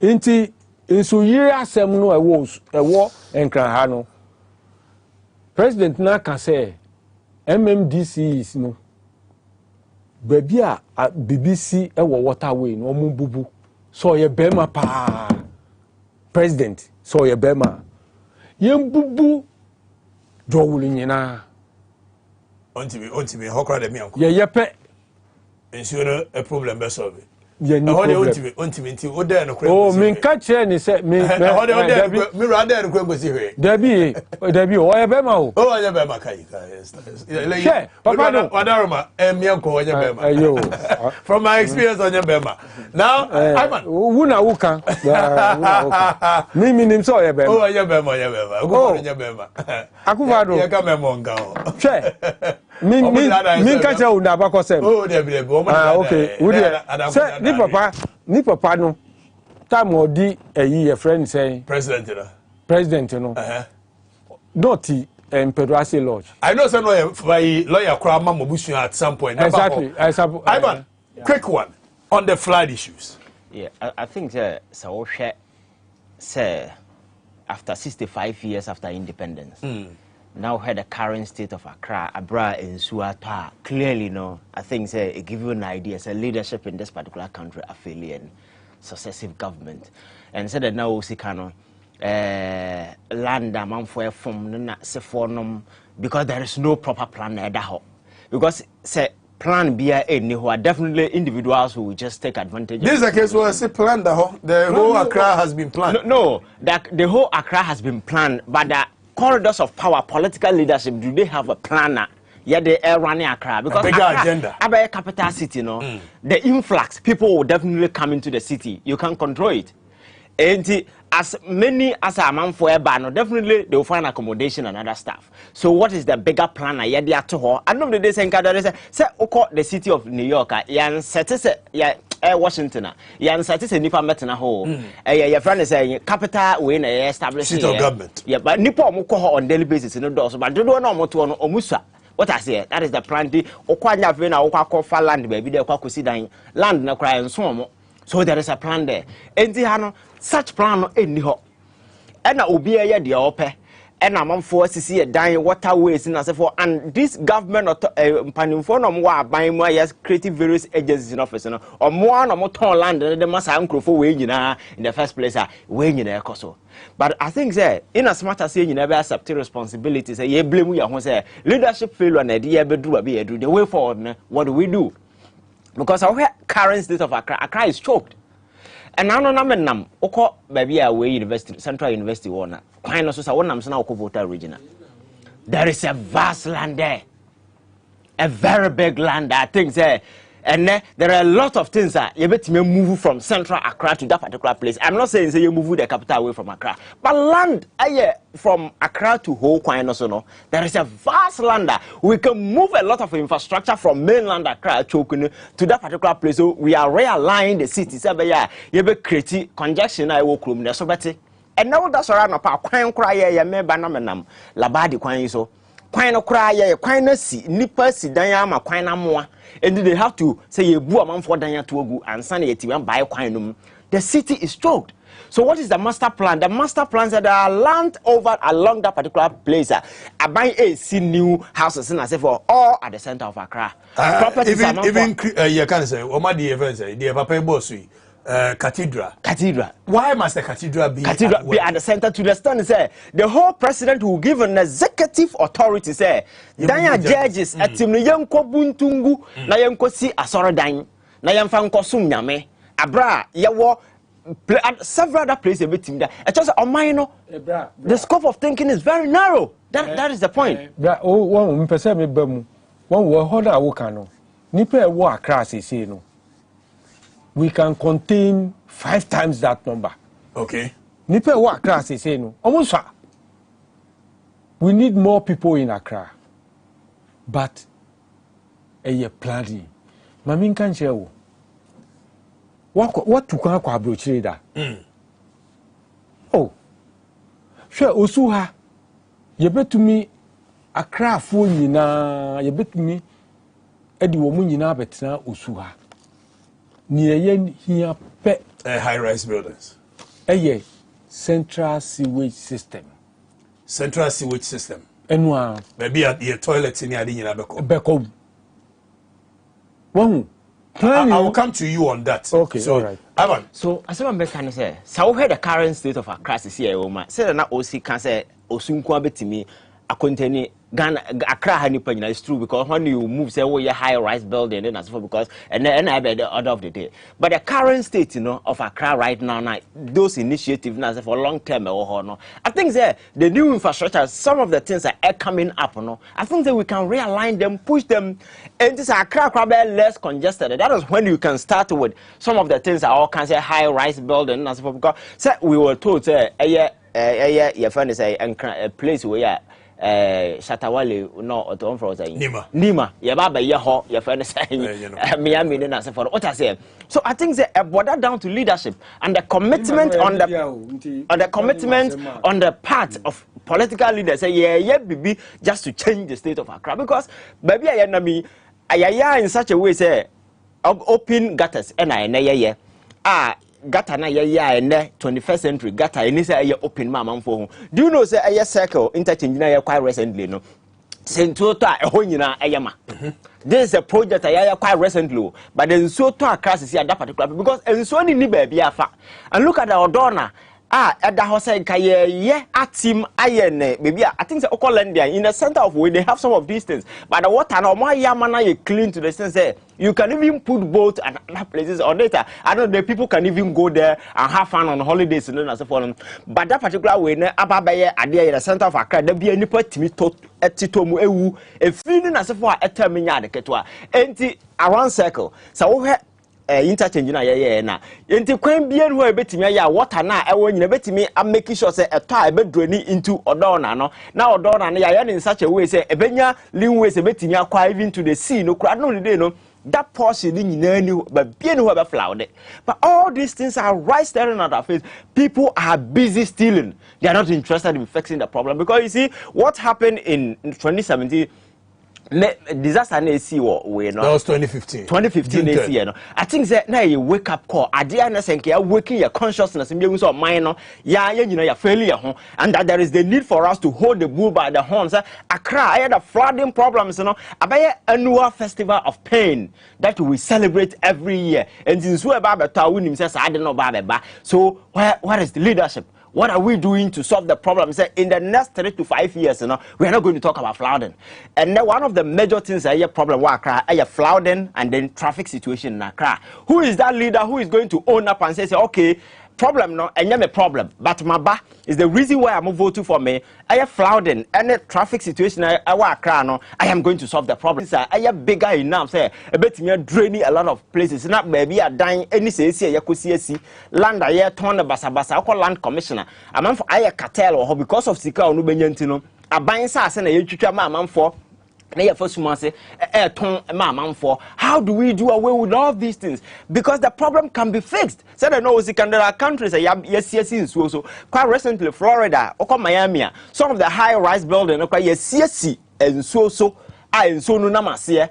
Because the place in a water area, you can't do anything about it. But in such a way, say, you see a dynasty, your friends say, technology in as far back to the sense that you can do a lot of things. I'm finding them chroma and your engineers in the Mfasoma will be also. Because on daily problems are they are insurmountable, so we can't even get ourselves out of it. Neither be our poor people now no move because in so little any power for money here for look at Keneshi. That is the problem. Look at Keneshi.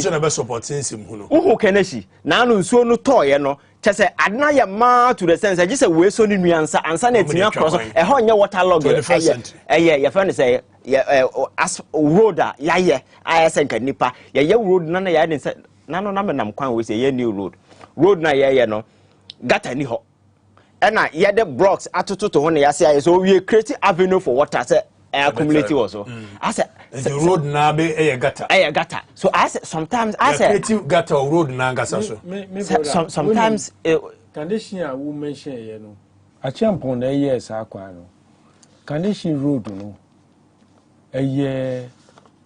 nsu kwan yo condition road na ngasa but papa wouldn't be I understand that those places are waterlogged areas but there's a case where as Omai ya bedru say ya ye kwan afa ho okay what is the solution to make sure say sa kwan na ya ye no at least na nsuo ba wa na ye betimi it's about somebody think enu na me ka kire wo say engineers no mo afeli yen engineers because engineers na there I know kwabna je Japan me ka kire wo tie yen fa asem no yen put politicians into one basket. Who call parliament say a doctor for omo butu sin doctors omo to sin omo wo ho omo busu ye operation omo wo ho teacher for wo ho engineer for wo ho omo busu say omo twa abe they say asedu nketia no mo omo akọ fa ho omo nyina wo ho ye go all the different professions e wo parliament ho a politician bia wo ni profession nti me yi me see engineers no mo afeli ye say ye water course na wo be ye ya champion time mo ye Kaneshie road no de bia na etutu e no mo ko fa boulders e di be gu so esi nsuo no kwan nsuo nso ono owo na dwen o ba bia ope no e ho no fa wontumi nti wuma no kwan say na mama okwan wo ha fa ha na wo ato ba baby a ofa no so wo sin kwan na wa ma no kwan a onu be kire wo say owo ho ansa na wo ba ye okay I get that Ivan if I miss na yen ko back to achimota insensem na yewo Owura Alhaji Mohammed Abubakar our director in charge of Mermaid and Fire Disaster NADBO ye didn't be doing come but quickly so I think that this particular problem that you name no we are all some way to a certain extent largely involved like he said some of the chiefs are so greedy to the extent that o man viate na ho so nye viate Corolla yo land no ba bia onim se land we any ya conserve for this particular thing but obekwa koton akwa jisika that is why I'm say ahemfo na bi no anye obia I think that o man go la na dia ka be ejira zo kwosoro so sika adi nipa anima to the sense that we don't care about the future because starting ketenkete no say na o sika say ahemfo bi no ba no mo tons as na say for they didn't have an idea about the bigger picture going forward no sir because we don't see the development exactly and you know na yo has see who problems na start right at our faces now there is sufficient evidence every day be nso beto aka for 1 hour be nipa anyera nipa bewu and so obi ajapade be say that is a problem so see who say national security crisis at the might of the state must be committed to this particular thing say in Accra this is a problem ayawo and in the next 3 years we are going to solve it once and for all traffic situation in Accra now that's on now program 9 o'clock you have to leave home at 6 o'clock how do we solve it when we can say train inside Accra connecting your friends Tema to Kaswa so yentimi up to Kumasi at least internally you know how do we do it in such a way say in Accra na betimi connect the city Accra sabaya obi ko ba bia cars no traffic e okrum ni betimi atetete ni nyina so na Accra enye choke these are things I person yet tenase but ye beto aba no ana ye kasa traffic situation e wa Accra and how do we solve the problem no what is the vice president can say ye koto kan ketenkete abechama ye way for aden Accra na choke dada enti car ketwa no nipa betimi afom eye maybe 2 or 3 situation and say we want to reduce it. But this is the person with power who is supposed to be so much reasonable to the stand that he's supposed to help us solve the problem. Or say Okotoka and Ketwa the mad drivers. Now Omaba be choku kwano. That is the thinking of power. I don't know any serious nation I going to mudawa or bema kwama sa pragiana ye adwuma woni kwan so. Me say me ko Kumasi krom pragiana nam kwan so Kumasi. Oh, come on. Let me read the message in the Rastaman Joe say ask them after selling the lands where does the money go? Okay, ohene also on kaho and I can see so on kaho ampa. Real Asantua by GH or say haha the man is challenging Mr. President too. Mr. President on your beman so challenging a qua. Lawyer Joe say until the government takes the issue of housing serious in Accra, the situation will never change. People are just grabbing lands anyhow. The people are too dumb for their position. Yabob said in 2001 because of flood I fell into the Kole in Garaway. A soldier lifted me up. I would have died. Okay. Please, I don't agree with my countryman, the gunman, Janet Kwe.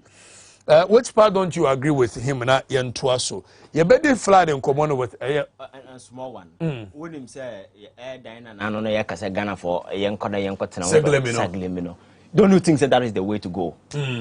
Some of these lands you are making, some minor, you fence buildings, you know, a bind bit me a chance here, some people go and take those particular portions. I think this is your 24th story. Yes, a bit me but yes, it's here.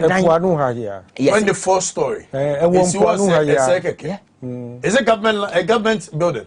Meaning that no one was I see why I say be a munya.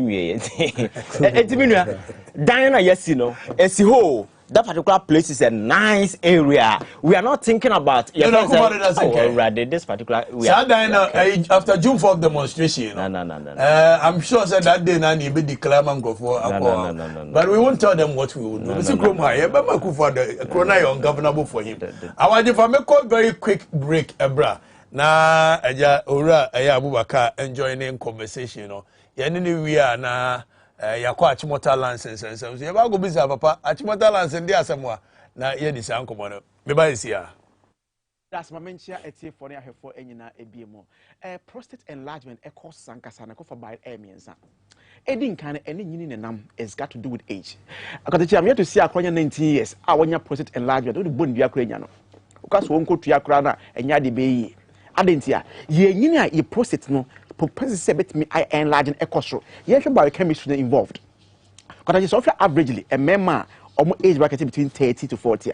Now, and Passogra, you need Musian, I said, any other for Musiano. A angle crank twice a week and 3 times a week. Remember, they say, but my 40 and 50 no, never once a week. And I said, what would you tell to a pardon could be twice a week? 50 60 could be once a week and now 1 in 2 weeks. Pension, then I call once a month and now 1 in 3 months. A problem ne wono prostate gland ono ye insufita na a fresh sperm cell and a spermatozoa no ma odware wo mu every bema hokọ ba ho manyin seba abra ware fo ahia eti ye nyini na yentimi yere ne mu nhia ntentem no na ye nsu be tata ho no na ye nyusu no na so de nsu atai barra na nkure mache o so wetaya na agene e mu na yetro yinka mo na ne yisi twitwia nkure mo sa chemical instability na cause no e na ma prostate di ka enlarge with age betu Ghana for men nyina afo se be ma no odo no wa ye ohwade a ma ni mieja mo na ye bieja no na professor say ye process be enlarge so e kofom mo ma ye ntede san se serikita tototum se apa wo oba no na se besi ho pe. Number 2 e fruit and vegetables a like open rich e say nke de kan diet or salad I see ye nya time onwe Ghana for me ma say ye nya time enwe e dey na make fresh tomatoes, carrots, grapes, watermelon and kemu kokon no yen fanke diet no adenti na yesi hia lycopene ye cause science ma yesi for pigmentation and ma fruit and vegetables yen kokon na a antioxidant in property yen chemu tiawa antioxidant atene se tiawa fancy resting you ha na the police na begu ha so run so Okatakyie a on one red card wonko it can tokwa ba or begin tokwa na kom look at the here program no on your friend antioxidant na say you got so mob free radicals.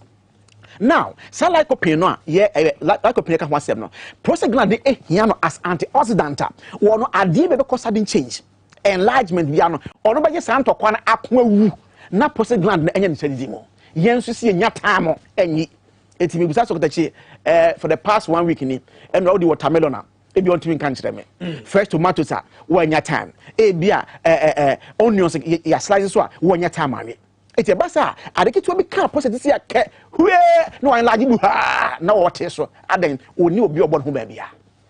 Number 3 eye enam amu kokonkoko ye fe no red meat no the process gland se mempe yeso se no ne be we ma me repeat fan se mi so ase Okatakyie menti me nya time anwe nam koda me chop money papa na yi se ma ware manyini yeso didi awe nam eti se meso me ko choba ese me fofo be 5 Ghana na me nya ponche na me menti me anwe na age 6 no me nya no bi abe no 20 Ghana me wi a me ko do pa na ntwinam na chi kasa na chi ama ya da hom me nya ta manwe me nya no be ka ho me ya massage odwan nam me dia ka ho enti one eba prostate na enam aye de ompede me kokonkoko eno ade me kokon ye fe de myoglobin eno de prostate gland is ompe and negate the effect of the lycopene enti ye dis a enema red meat ne kosoro no na afa ye ti lycopene ka na wo mo ho de so no na afa tendency prostate ne enlarge no e kosoro enti ka ye nyine no advice ne say ye reduce red meat no ne fa white meat inshallah me ka white meat na me ka nsumu nam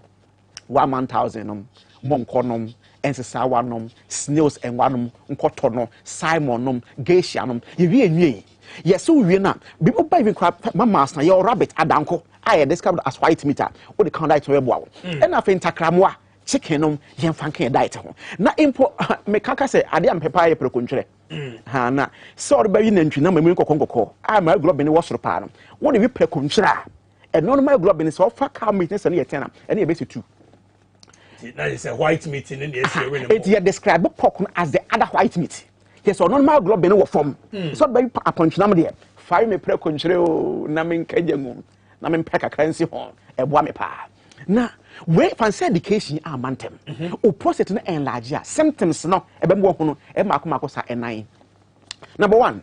Almost the ease with which our Johnson. Yes, said the ahoden no the Johnson collaborate mu no and collaborate no atimi to the same no okay obi bakata che fawo ho to form e be su je sia sa na esenke ba na nso won so wo ya de na Johnson na dribble has o ma baba say I can't go far na na mo ho sa na egu box ma e bo nkai so prostate no e na jota ba ho e na biem e ka first nka wo Johnson me ma Johnson de ho ka sha se free team e ma de menim na abia beti ha na agye fie mfim ha na begu ya yase na ye yi na last one na de pew na why your form ba da na nse wo de no Johnson agye se wo kyen ye ansa na pipe na bia e bon kai so prostate no kwese makaba ho e bia wonya diabetic na e kan so nisi chilade e so Johnson more than 3 times ansa na ade akia e bo won kai on say ye no me am sorry no munsu anadwo no kai 3 hours interval and that's 2 hours interval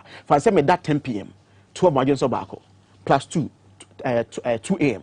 plus 2 4 a.m. my Johnson is adiasa momo amon sorry enyo munsuo no de kai 2 hours tika me Johnson for say 10 no plus 3 a1 plus 3 4 adiachi ba woni onya diabetic o Johnson more than 3 times ansa na adiachi e bon kai so prostate no munsuo bebre also me to ensuo de me no papa oh that's right etimi sorry Johnson ba e ma be check ni o manu prostate no enlarge mo enka ho akire pa mo na de mo se Okatakyie wo Johnson o fili se ebia kem eso sa kopromo it bathroom no enka ka de bathroom be shemo no o so be card with pampan no bas darling how are you I'm coming just a minute king come 30 seconds bia Okatakyie Johnson e bo wonkae na every education ya mantem solution ho you find the Prostafet capsules. Prostafet capsules. A PROSTA Prosta. Now the fit ade an ho den. Prostafet capsules. Your body man say Johnson boko. I didn't make a Prostafet sibit me aboa a solve sa problem way.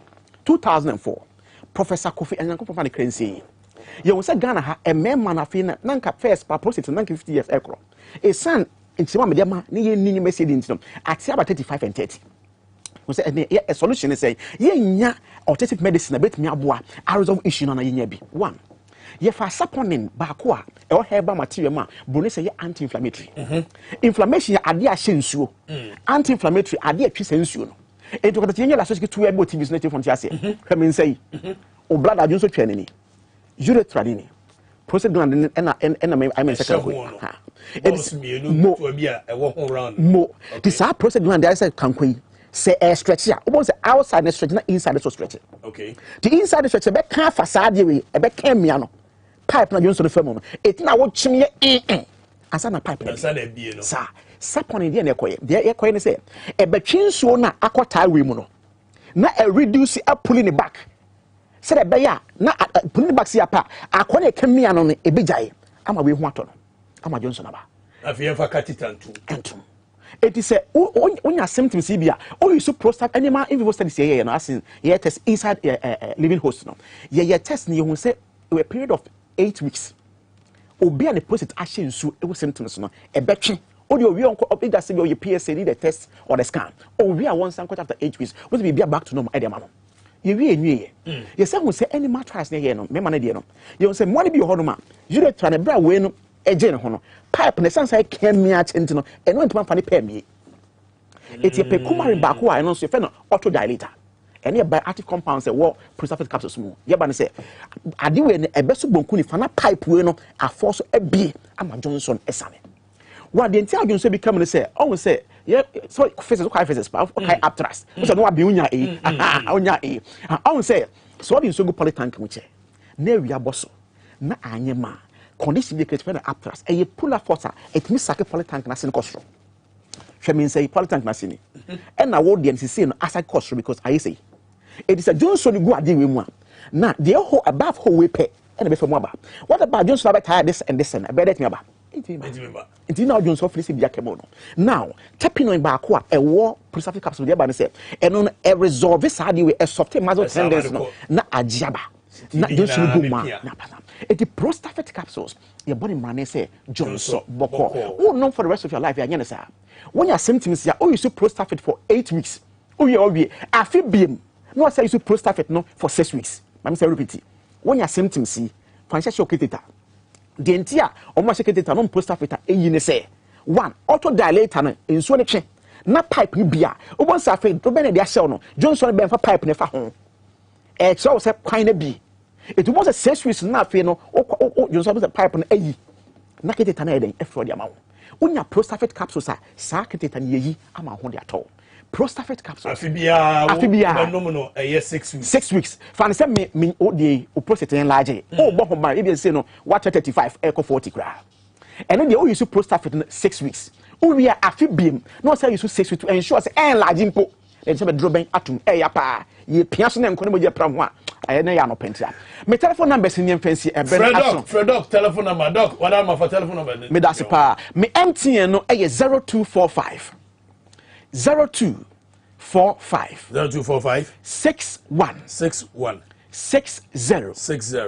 28 0245 61 60 28 0245 61 60 28. Say no e busy from Airtel san say kete tan to say pe e feja dum anadwo no say foin kojo ato ensori biem e ha dwen pa ran hwa se be kan no do eni kwa se basa fe no e busy from Airtel no eno say 0261 73 62 63 0261 73 6263. Kai say a prostate capsules. Your body man say Johnson Boko. No.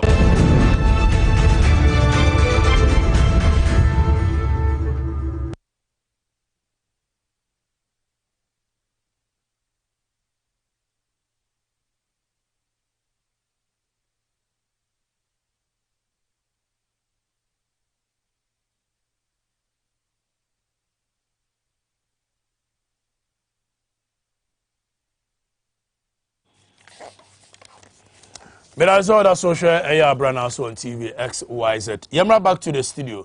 Mene opening ni Odoi Kwa the second. Our new head of ni Odoi Kwa family of Osu. SIA Osu Traditional Council member. Na any Ivan Innocente and a Chichenkomo. Alaji be joining you later on the solutions to our problems. But for Yamra back. Now the Achimota lands. Me who say what make you comment be brave wo ho say mona senki ebe ya yemfa Achimota land ne mamo. Now where I want to take it from one, ya tisa o say Achimota land no, there is no ni Owu family. Why do you say that? Ni nti ameka sa no say Owu family no. Ni Owu na nkasa no. George ni Owu. Oh. Ni Owu na nkasa e William. George ni Owu no oka wo mu a omu ebe ye say 1919. Historical background is say ni Owu no oyosu ni a ofri do na family no ewo osu no na 1839 ye pull tax ordinance ye friend Mensah mo ohia esi ye ntua obi abetua tolo kepan paanyo ena ye si ye ntua nti onu na wako school kakra nti onu na oka brofo satab no Commander Hill ena owo ho ena say you can't say na wakoka cha brofo no different thing nti omu tu no free osuha say emane nsi osuha biom ena okodom gbese manche ena omu a no baabi a odo wo ho nti odo wo ho a no owu ye koye owu 1867 ni owu 1867 mi nana ni Oduekwa the first no odu wu 1898 ni owu 1867 in 1919 after the First World War no and omo advertising sa Achimota no into your friend no Prince of Wales College Achimota school no right ena Legon no your friend no University of the Gold Coast nti ye no ena nkrofo bi ni Owu no ni nuanumu mma ena some Kululu people wo mu say Owu family ena omu di beji say omusu say yesi ye beji Achimota area no dia ye bibia omusu kan obi ombeji compensation and omubemu nti ye wo 14 claimants eno ni 14 claimants of Achimota forest no okay 14 claimants so the number one is William George Boy Owu head of Owu family J Onano Lamanche Okwe Omabo Osi Shishe. Is that correct? Osi Ahene. Okay, so the writings. This is a old document. It's writings need be clear. Okay, so documents Kasiano na ewo ho no extra. Extract no. Document where they are. Achimota bibia efa Achimota asase no hu. Eno ne document. Eno we na kita me no. Can I have a look at it? Bibia efa Achimota asase hu ne. Eno ne document we. Ni nyina wo ha. So in the West African Court of Appeal, on appeal from Lands Division of Supreme Court, Accra, Eastern Judicial Division. Sir, and some way na ye Achimota nsase hu nsem. Achimota nsase hu nyina enu na kita wo. From which year is this? When 1950, is that correct? Debbie, 1950 year but it started free 19. But I'm talking about the first page. 1921. This one is from 1921. No, from 1921. Okay. Okay. 1950. And a document where Achimota nsase hu document. Bibia efa hu no. Obi kita anything apart from this is documented. Okay, me who saw your cause. So to my whatever. Inti yes no. We no mu na ye. Inti owufo no.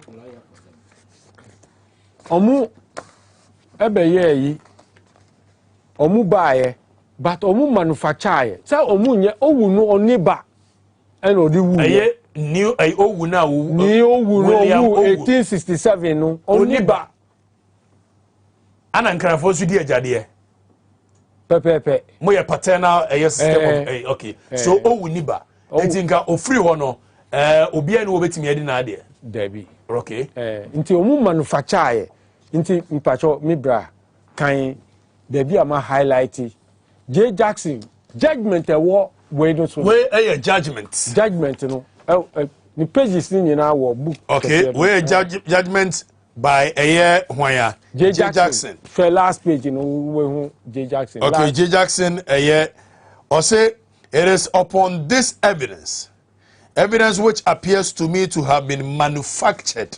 Oh, me pacho or say upon this evidence, which year is this? That was 1920. This is 1927. 1927. When a year Achimota, let's put it on record, say 1921. And Omoje Achimota. Let's okay, so page 235 of this and I hear this uncommon. Let's put it on record, say 1921 and a J Achimota Air Forest, no. See a BBC Prince of Wales Air College, which is now Achimota School. Exactly. Anna and on the young fancy. So in 1920 yes, see, but Ebikai. So 1927 there was supposed to be a compensation for certain families. 1927 no omuse omube kwaye na wo hu no. Kwaye krapo ni hu but omu be ye kwaye na ye di adua nnua okay na nnua no ye twetwa ye di be nnua aduane ama school for no okay both Achimota na yi no Legon na akrasa nkrasa se no kwaye brain to obi anim nkrasa se no kwaye so they needed to create it. They created it. Okay so why do we destroy it? So the judgment, what was it about? The kind so the judgment, according to A.J. Jackson, manufactured. That is upon this evidence which appears to have been manufactured, that I am asked to rebut the presumption that the parties in possession of such lands as being the owners thereof are lawfully entitled to such lands, and to say that the old family is so entitled.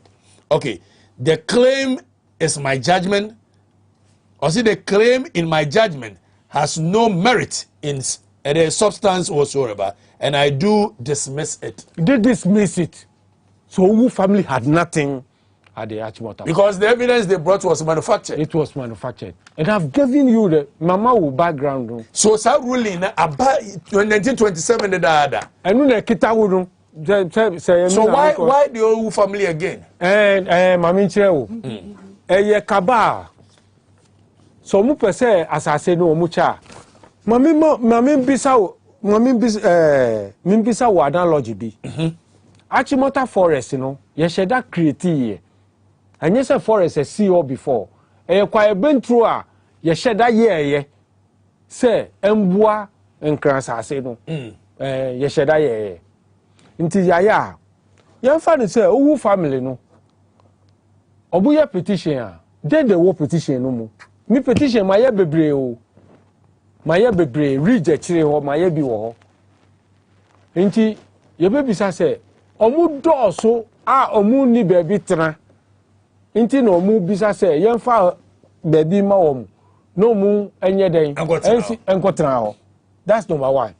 Number 2, say ano omu ehu say omu di hia sika hia wo nti ye di bebi ma wo ma omu betumi aton ama den omu anya sika kakra no mu di aboa wo mu krofo sane ma mienu yi Achimota forest no Ghana ha obia e ka say ese forest no ye den enwo ho. But this is a case where there was a letter from the old family which says that government and America will say a scam.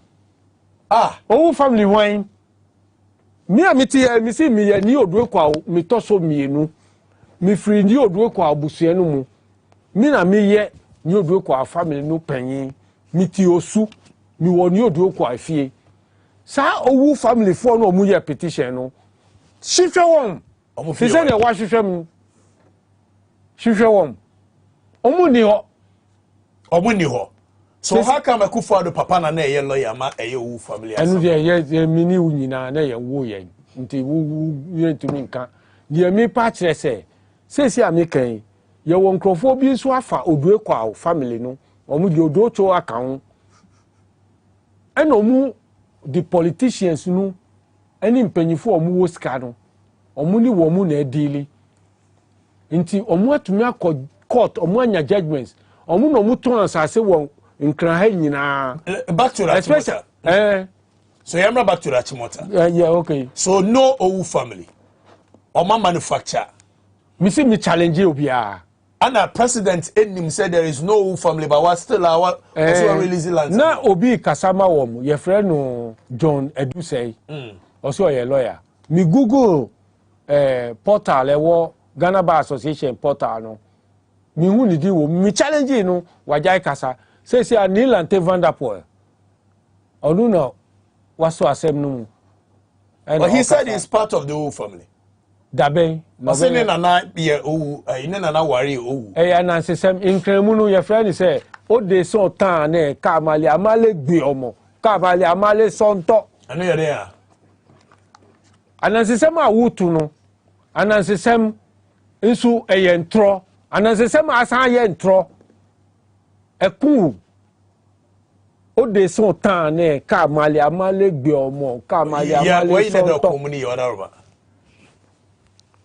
so so Neil and Van der Poel, member of parliament o control ebia onu so wasase wo ya manu bi o wasase wa Chimota 13 wo defend Achimota asem no yentumi wu san ka wo be mami the next 5 hours anka meka ensam nyina kire wo yen osufo no yen dia osufo dia but ye nyohini bi na on pese osufo no nya ho mfaso nti oye maane ho ena watwetwa ama so far as 300 and something yes ye EI wo ho no me ka che wo authority say 175 ko dada because 175 no ko dada enu de eye osu late chief no onu no odi ama waye ndencha wo hu nyina wo di ama nkrofo na yi Achimota forest no na me catch me see 175 quarter from osu chief na wo kodo chief no your friend ni kinka do wo na the 6 onu ni oye no wan mo osu bibia kapre ye hu hwe wo osu kro no is it the one under president before time? The one of free under Professor Mills, Mahama, and Odiba, Akufo-Addo. And Owu and say, right. On what chance, Achimota as you see, watch 172-75 acres, dada. Wow.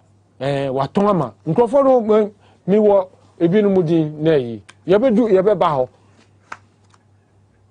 Until I know it is to just legitimize what they have done. Ya chaton de da. Man for nim obia okan Achimota asase no wansem no mu nim hwe o. Omu nim hwe. Mi na mi ka che wo authority. Ya de bia kan EI ne bae no. Ya de bia kan wo no na. So is there a way to still share? Oh, me see. Wo mu a ye de ama wo mu no mu akoka wo mu asem. Ena nkrofo no nso ade bi aka ho nti se eco tourism ye be ya omu no mbesi hotels no mbesi sanya manu nyina na ewo ho de yi nti hwe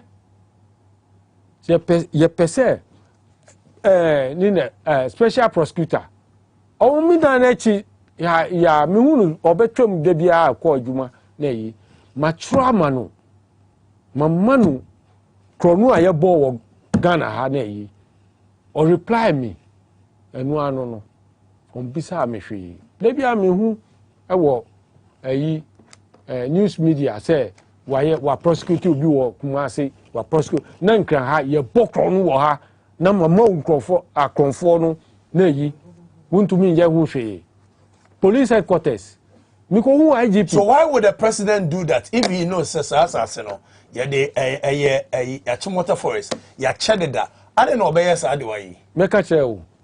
Wo ye panyin a. Wo papa as a panyin papa ana panyin bone no. E fa nipa wo dia atwa wo ho ahia.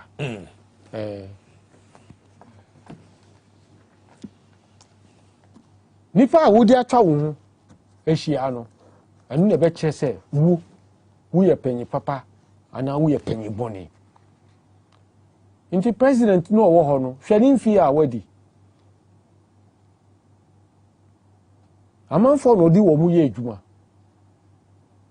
inti wo mu wodi wo mu atwa wo mu ho ahia no omu eno omu ayusu no because onu ontumi nko be bia ne ebe ka kire no eno oye no no so yesi a number pro a profanity.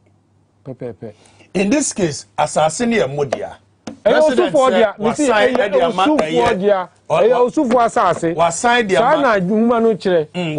the ama a new family be. I will say a fictitious. If it is no musi owu family of Osu, ye new owu family be Osu. Nti me challenge wo no and afei ni lantefo no mu abamu. Say ade obia ni din OW esha ase no say ye owabi ana say bibia wateni no to owu cause oboko pass ase ne ache fisa achi mota ase ne da ho ko chepe ache assassin ye modia ana ye gie mi say osufo dia ye osufo dia osufo nyina na modia so Osu Traditional Council is aware. Yes. Have you released a statement? Oh, your statement. Me see, Minister Kokasa was sempa. And I me call her, or Mama me rejoin that. And I me kind. Makasa, oh baby, baby. But there are some rogue elements. I will sue her. Now I'm prepared for them. I'm waiting for them. Mobile, you see, assassin. It looks like a free one. Somebody. And fee and Samu. Now I say, kete. No, ubitoa. No, wabubo na odi akọ. Ewo ha, misi ye be kra nantwie 1000 e dia back room ha. Ah, ye be twetwa omu nyina ti, ye be slota wo magu ya asase nyina so. Na ya ja egu ho. 1000 cows, ye be slota wo. Na we see skyscraper kra, you will bring it down. Wow. That's what I'm telling you. You bring the sky, Obia sit down, so you bring skyscraper, which is not in conformity and which is a stolen land. We will bring it down. How are you going to do that? I've told you. I said we will bring. We have better than Chieno and the Beshase. That means Moon Penny may emphasize a Senate and oh, there be old family be any ho.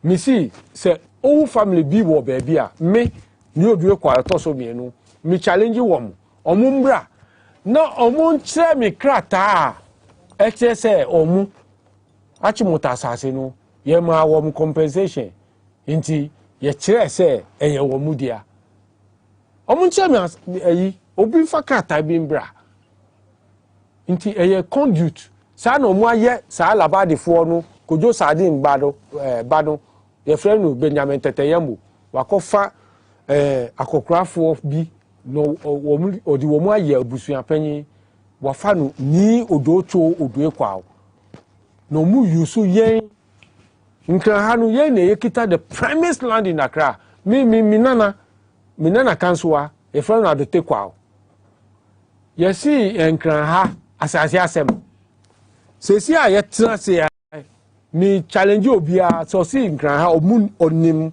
asase mu asem senya ombe challenge me nkran ha asase asem nyina ewo yensem ena ye nkrofo no ye nananum no omu ye scientists nti ye bad say landscape asem na ye ntanum ka say county project no omu ye kra enye adwuma e say dowulu ye bubu ho nyina bubi ashi the same thing rich shedi na one cry rich you see rich ah na say bibia eye den esane esani form. By na sisi dan wo ho. Yes, so do you think say a grand scheme president nim ho bi ana wo mpese o mudi wi asansa si we efiri mo nsam na o chema eye o mo because yet say John no who person mean Debbie asema untifi Chrono fita. Me see twi no unti. President can be. Me can no and president nim oni he doesn't know. Oh, me see na when obeye bibia. President say onu onim say flood war nkran ha. Say waka say MMDC is no omumbubu. No, but I'm talking about Chimotansa. No? Is it that president nyawe and now say or but he's part of it. Who say me ni omu na ekoshia. Who say me na me can say konfuesi ko na konfu no be fa chemi so that's am na okay and ya Daniel asase na mamoa what will you do with it fine anu na me pese obisa me na sa me can say so it means ya na asase na mama na still are maintaining as a forest ya Dani ma yen ya yen ebeye kwaye brain tuo no sa ebeye kwaye brain tuo sa brain tuo ya ebeye ni sa na ni ebeye ni say ye beji carbon credits okay na ye di anya ye sika na ye di abesisa osukuro no say ye gottes ye niam ye wu nyina no ye colonial time carbon credits in there the world carbon unit world carbon unit ombo maye so you put it on record say awaje let's put it on record that Achimota forest na edaho na enye hwe no okay and any other forest reserve aye wo Ghana no every year bia no world carbon unit ema Ghana aban esika millions of dollars say yeja forest at war so Achimota forest na yemfa nye ecotourism bia entwitwa yemfa ma obia no edaho keke no Ghana abanya over 60 million just on Achimota 60 million US dollars every year carbon credit so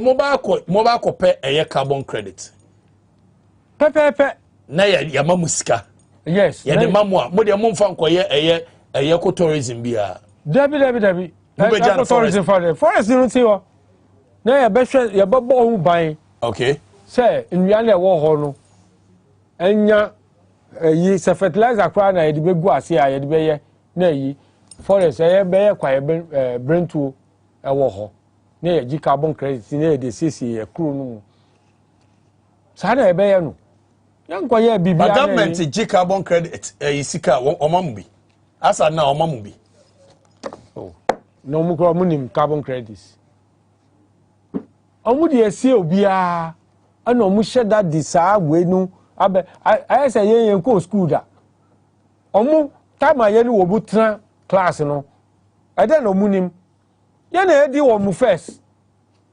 omu dey no munim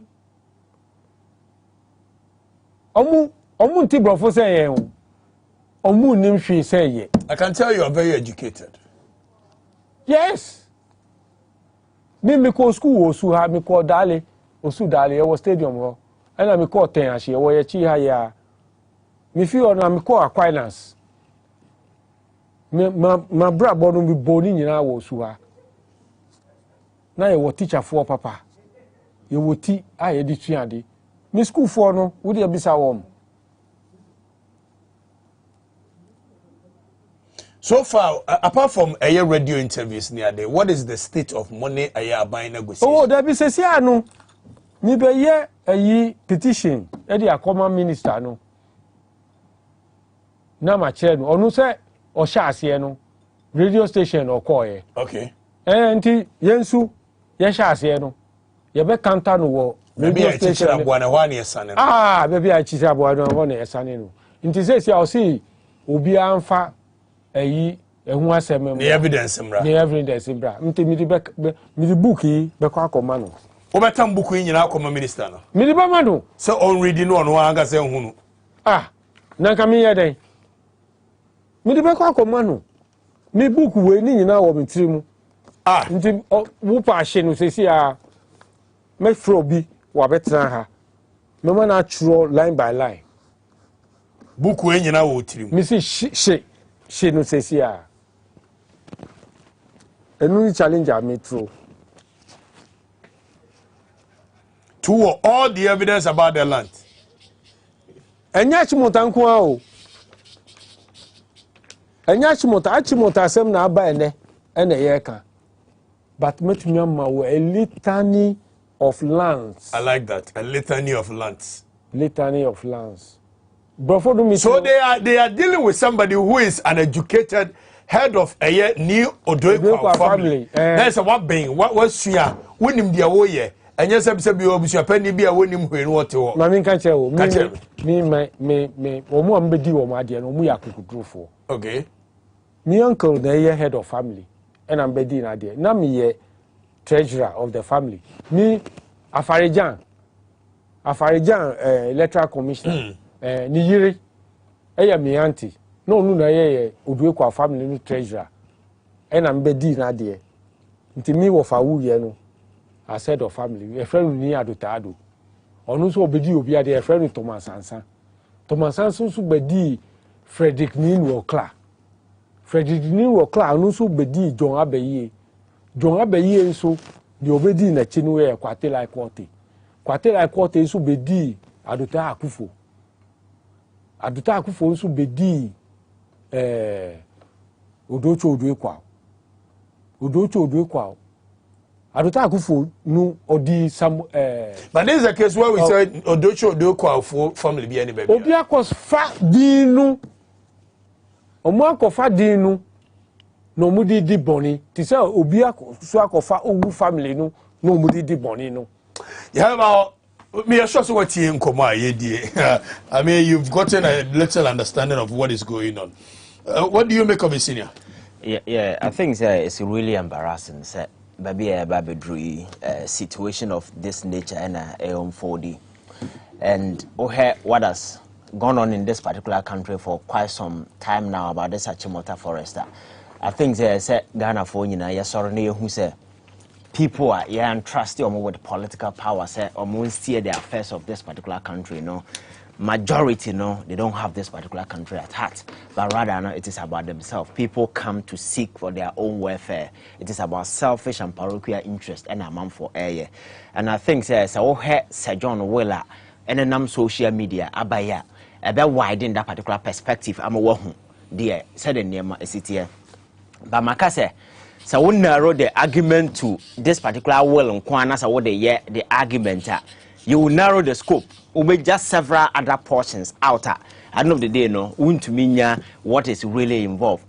But I think the best what is really going on in this particular country, because I will share Nema Akoso, will Nema Ewum, and then Kwanya Faswa Forest Reserve, yedi ati ho say yedi bo man ho ban because unless we have climate change in the near say we really need this particular thing. The only forest reserve or green belt within Accra but power that be has decided say no check their maya because ababa business as usual grabbing state lands and then as for no and it's not as if say ebia abaning in crow for na for any because I will kwanya ye fa so a well Achimota Forest president issue executive instrument say ade na Emma forest reserve near forest reserve in the ville no we ye free ho anche bia say John Willie Babontin a nsema enamu ni say well na chere say portions of that particular land near clearly chere say the president knew. He knew before as he issuing that particular executive order and say land so he was only removing this particular executive when to legitimize for amount for to acquire it and so her trajectory it goes to confirm this particular thing. But the thing is then the narrative argument and to rationalize and none of them any make sense in the first place about this old family thing I think that is absolute nonsense. Because if indeed there is old family baby, now they really own that particular land.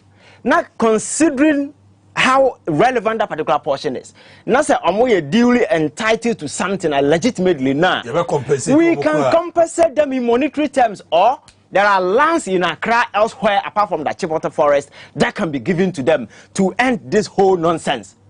But Enam says certain individuals a deliberate attempt as a John Afabi that I want a will ma what chairman Abusia for assign it to account Oba Bedia for two no more home.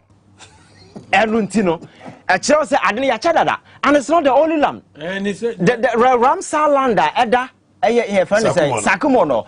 Ghana is a signatory to an international convention that says that particular place, must be conserved. There be a new semno. Me feel well I should be. Now your starting encroaching on that land, celebrity golf course, Nipano. Me starting encroaching on which land? The Ramsar site, Ramsar no a crobidino. Enti omwa distorted niamano eye waterlands. You make those points, but me say coordinate the point in this. Okay, all right. Okay. Yes, so I think this whole thing that is unfolding, it's like an organized crime being perpetrated with an executive cover. Government emunko for anymore because Sir John will not buy no yes Sir John is just an ordinary person though. He's a lawyer. And the Okasa only a Chimota forest on him the Oka. And what they did is say forest and one fine only demo. Or more creative dummy companies and corporations and the only and do question crater Manchester John Yahu. And again, I dear man from pay attention to well no content in our Babon. Maybe chawa debi what witnesses no more well no. The first witness our well no so John McNaught Alote. And currently, the CEO of the Forest Commission. The other witness, our world, no so Annie Brown, HR for, currently HR for the same commission. So it means it's a cabal. And I issue here because Forestry Commission CEO because he's a corporate too. He's largely involved because his signatory are Sir John Well Forestry Commission, me chromo documents here. And no Asabi, Samabate. No, yes, Sega Boss, which I'm going to unveil it from next week on Power FM. Or yes, Sega Boss, no. Say what cotton Forestry Commissions are CB. Nuyawom amankrofo say wo mo emetwanuya wo wie more than 32 wo masa fa chiri akoto amanipa foforo. I will be unveiling that story from next week. The patrons and some so Forestry Commission, a lot of things are going on there. So clearly, it shows that this is an organized crime. The skill no, massive. There are hierarchy of power. Or much involved in this particular activity because they are just executing it in a manner who say yes, people are really behind this whole thing. And Abaya agenda, that's what I'm telling you, say a time will come nobody will be interested in any other thing in this particular country apart from well. Because I will hear Sir John Well. Na Niema Ewoma Obia Obaya Forestry Commission within a period of 3 years, or Timito 5 buildings, East Legon, the most expensive area in Accra. Now the chief consultant our Confanachi, and I say your friend is saying Kolebu. He comes no close when it comes to over 30 years. You will not even get half of what Sir John has in his will. I want to say, a lawyer of good standing. Do you know what people do in this particular country? I know doctors who are consultants, who are your friend said chief surgeon or more operating for 40 good years. They come no close to things I want in the way. And the government now say we are not fire. That has become the order of the day because nobody and check you. Do you know that there is a mrao kroma say answer will be taking the reins of power? You need to declare your asset. And so what challenges Sir John? He didn't declare his asset. And you will not be able to have any legitimate grounds to ask baby Onyan and Yama free. But when you quite recently, Abranaa on Flaster House or Kasama President, young friends, Eugene Ahen on a Yerinya case. Nipo, yes, nothing change and within a period of 4 years, resources in the Nema when you're casting and as for it clearly say political power and I say ura abaimua and you have a to amass wealth to yourself is the reason why you see this influx. Everybody coming on board just to join the political wagon because we are fortunate. Now your files are we DC and we your appointment for just 4 years. What you have to do is to steal and then become rich, and that is the order of the day. That sense of nationalism, patriotism. Say wabe servo mine obia ni sa adwene hye ni tim enti obia ba amassing wealth and resources to themselves. So that has become the order of the day. But the power that be, Mr. Rollins, president, you know, nipa no mo working under Rollins, you know. Go and start looking for them. Look at the life they live, life of modesty. Because the leader was such that he will not give you the opportunity to steal. Rollins is not a military person, you know. Did you think so? Shall I say, we are or Tom manager Padessa Kufu Adoton, you go to Sikam or Tom at the Achimota Forest? He could have even taken his own Tom because so nobody holding him accountable. But because he had a sense of conviction, as if for Sanema Wayne, Namodama, I said, you are just selling everybody. I didn't in the party. I read the only party, the woman say, Omonia Ghana for a good for in your Ghana. Gabriel Chirakunya Ghana. Ghana is just a country for them and not their motherland. Omo motherland is UK. Omo no for UK. Omo ko school UK. Omo busunya wo UK. Omo family. In fact, omo family house okra wo UK. The CHB there is just a camouflage. Na ne eka flood honsem. Na Alhaji Mohammed Abubakar, director in charge of man-made and fire disaster. Nadmo. Alhaji, akwa baby. Yeah, binya. But very quick one. Right now, a free Kwame Ntebere should be seen there. In Shotobia, Yenya flood the home sense and what is to be done? At the end of it, me solve this problem with simple one name.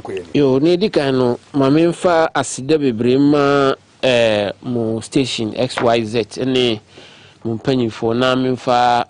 As nchianso ma yetifo a omohwe emrem na ne dikano Accra no ankasa no Accra eda bibia ye friend valley Accra is in under the Eburi or Equapim range etwa ye ho ahia na we are also ne sea no, that is the Gulf of Guinea enso ewo ho and also Accra is below the sea level. Into the problem I work no and then start here. Into we have the natural phenomena and then we have the man-made. But say no, the man-made phenomena no has overtaken the natural phenomena. It has made the situation in Accra very complex. Into no say ya a bedroom rebino yentime manage situation no.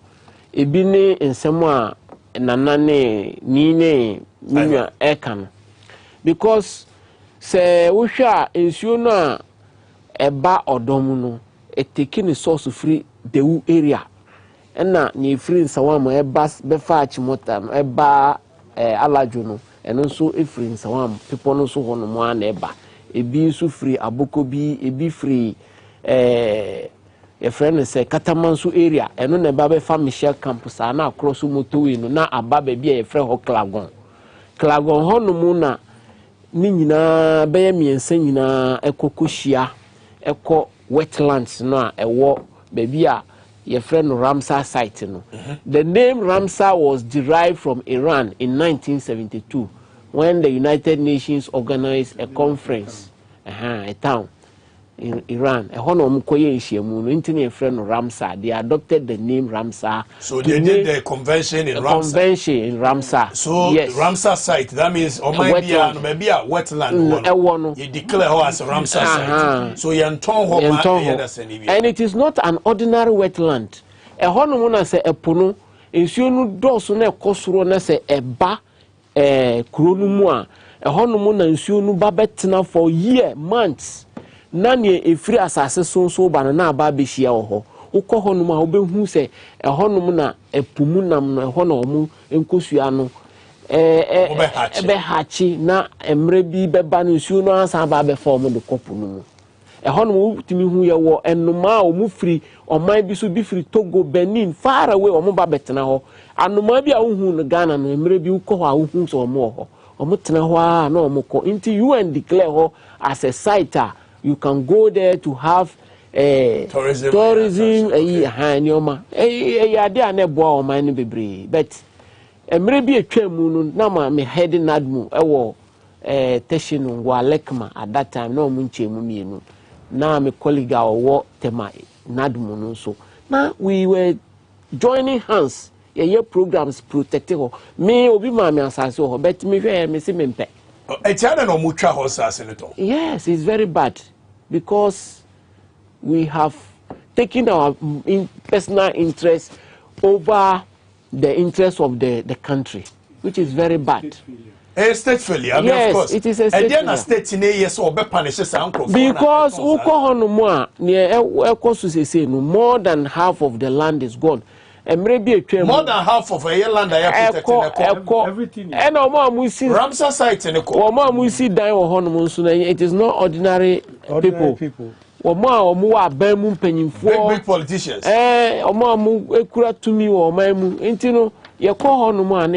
Stop along the line, no, it has died down, which is very bad.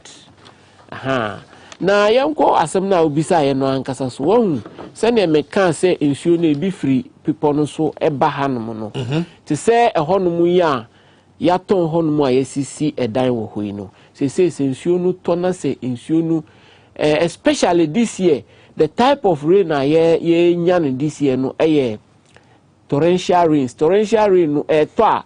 And you are there to kesiye. Ube who say I say eto a bit take hours. And no, I am very dangerous more than any other type of rain. Nearby kesi no and there by and nam assassin see a neko. Na we no a assassin into a mass assassin for inti as ensure no who say intimin cobium tinina na and nam assassin so. Near Tosumi no so be a sidaya or peso pevu ni fee. Pavement house na any house. Me work here giant grass. I can show them socket into the so we are the own yani creative problem. It's obi a tiling the fee. And also it is showing to me we assassin. It is a ensure to free go for fear nyina piaba eye gatten. Me was senka you were crossing the air for moi. I can ebe socket into the. So what is government doing so about preventing people from doing those things? Near Kaho Bakonso no so ko hill no. Ubehu say you remove vegetation. And yeah, Ramsar site no kwa no muton. The hills no, it is the green belt I protect Accra, nay, the other adjoining communities in ye ton people no susu nyina nkofo remove vegetation no. Ama ensure ne free through bafom no edos we tumirika ban tentem. Me wa kan mura ho an prevent na people no soku nsuo no. Ni nyina bafom hohoro anwa. E ko du kwa benya abomu a ya ton sa people no so nyina ye. For example, look at Tobu to always you to na hohoro anwa na be sika kwan no. Okay. First na ke mura wo so an Kenya. Yes, me kai say e asam wajan fie ni wo. Me kai say in the 90s almost started say omo wini san wo honom no. Na ye wo deputy minister bi, may he so rest in peace, Honorable Lee Okran. Ya me man baby panna. Kasai. And that time now we were heading towards the 2000 election. NDC free abemwa nchebiana ningina titipan somewhere because na obi enwa okasabio because na me kai say you can organize World Environment Day bi wo kaswa omo host kaswa na host ye okasa oho pa o ma soja fo di echire ko onum ko kasa we could have continued na ya stop o mo nkasa ni o mai enkoso. Never see my quick one. I'm telling you, I'm ready. Yeah, mechanic say, man-made aspect. Evi enya bebre ti say circle and menu no e ka ho asem no. Circle no, on say insuo na free ti say ni mani ada areas a ewura odo no no. Odo no ye insuo kese a force a ede ba no emu odin. And the other secondary drains na edi insuo efidi mu na enwura ka ho. Metals kaho cars kaho no eno nso ewura odonumu at 90 degrees which shouldn't be so. We should converge the seven. Yes, eba be wuremu no. So 90 degrees means odoninia odoni say no. Another one is hitting it direct. And now it's there be a force and pressure. Actually, until I was a slanting soon until we call that engineering defect. And I say Etienyansa for the years ade no munim. Yeah, can. I was sending you now your corrective those things no. Emre bamu a ye beka ho nsem bebre. I like message here our studio by next week because one man tell me ana your time no so what ma 1 minute na your fan so station and I mean say oko GBC I understand what ma you so 1 minute. Oh, the make sure Osufo ni say aban si obe party asase bi e wo Achimota forest no e di ama obi a e say odima Osufo na Osufo no so odibema no enye say be kwa akonfo no ho but me ameti here me hwe say e be ba na ye di a develop Osu because me fie no ma develop me fie me invite mu nyina mu bra me fie mu be hwe ne ma ye wo ho na yi nti enu anu e na afi so ye me pese Achimota asase no Osufo dia ye kita ye huma nyina ti mo mpene na mpene chena da bi am ye fa mo do owu family eni ho omu wo ho so a ye pese ye hu what be say mo owu family no but it's true looking at every instance it looks like owu family you won so bia e kasa mo family krata pe and you won so mo choro krata so do bia betimi a choro bi Ivan family the message is simple to anybody be a one opportunity to be in leadership. Anybody be a place you at any position be access to affair and answer any person na buane yanchechiro mine no. Money is not everything. I know sir, men will do everything for money. Some will even go to the extent of selling their soul to the devil for money. But in the end, if you cannot face yourself in the mirror, it is not worth it because respect is the ultimate currency. Respect is the ultimate currency. Now, can say anybody placed in leadership. Marcus Garvey said that leadership means everything, pain, blood, and death. And men who live in honest fears no consequence. For me, it is all about working and serving the people. It looks like the people that we elect to come and lead us over the years, they are misleaders and not leaders. They care very little about the welfare of the people, but their family and friends and themselves. That is all they care about. Now, Marcus Garvey said that the political readjustment means that those who are incapable will be at the mercy of the organized economic criminals. And that is what we are seeing today. And again, Jimmy, you to know Jimmy, and I'll continue using the word Jimmy, advice at Limashadapa. Nobody should tell me about Anna, who did the attempt. What Jimmy? Because me ya clearly yes mu future even mu present cry yes no mu future yes no na yes mu Jimmy enti wo ye foot soldier ye grassroots mu hwedi ni kro mo de mamo no foot soldier grassroots mu Jimmy too much wo mo manye foot soldier wo mo manye grassroots Akufo do tuwe wo be ko hospital a hwedi kolebu aye. And you see, it saddens my heart whenever I speak and Jimmy omo begina on na wo pe bibia fra Kufuado ho many Kufuado to kwan ko Germany 2019 meje pe DM free say na me pe bibia fra Kufuado ho na me ni hia ye meeting 101 me hia me ni hia bia me ko akakra ebe mbotom but still I needed to speak truth to power. So it is not about what I want or what I wanted or what I can look. In fact, me start kasa ye kura ni agye me contract no enyam asem and stop me. Woman me 1 billion contract na wu Jimmy or my anymore, we will tell you say wu Jimmy. And that is what is happening. Look, the future of this country is bleak. Omu chance asini nyina ton. Ebedu baby Akufo-Addo be wu akọ. Gabi ocheda akọ be wu akọ. Baby Akufo-Addo aduru se menu mienu be ka kura enche bi obewu. Now the youth of this nation, the time has come for us to wake up, take our own destiny into our hands, emancipate our minds from this political slavery, demand the best from our country leaders, for them to do the best for us, because there is so much in this country for everybody's need. But unfortunately, but for the greed of the few, there is not enough in this country. Meeting Okatakyie Afrifa Mensah. Me, and I'm here the youth president of this country, whether umpo, I am the primus inter pares of this country. I will make sure, say, you beat me the 4th June demonstration, and so live and colored. Live and colored. You kwatena a year Flagstaff House anymore for 3 consecutive days. You to Nina Mumi Pimra, a Japano, a year chronobo, umbeso de crepol, asante, a year kingdom. Japan Gambia Cheda kono mom kika opese om kotrefia no mo control the royalties of Asante Kingdom. We will not allow it today, we will not allow it tomorrow. Asante Youth Association yekoye press conference enchebia wo Kumasi mi wi ani decide demonstration abetaso. And now me emfa wo sika enwa na nkaja jimie in the name of MPP and NDC full sojaren. Especially MPP for say Obama wo to na nafie wo Pokuase jimie na mo support cause beboa mo man na akonanim. Aha ananyansa wotia midin di Okatakyie Afrifa Mensah betimi afam the bombardier, the field marshal, the squadron leader, the ranger, the buffalo royal general Kabaka.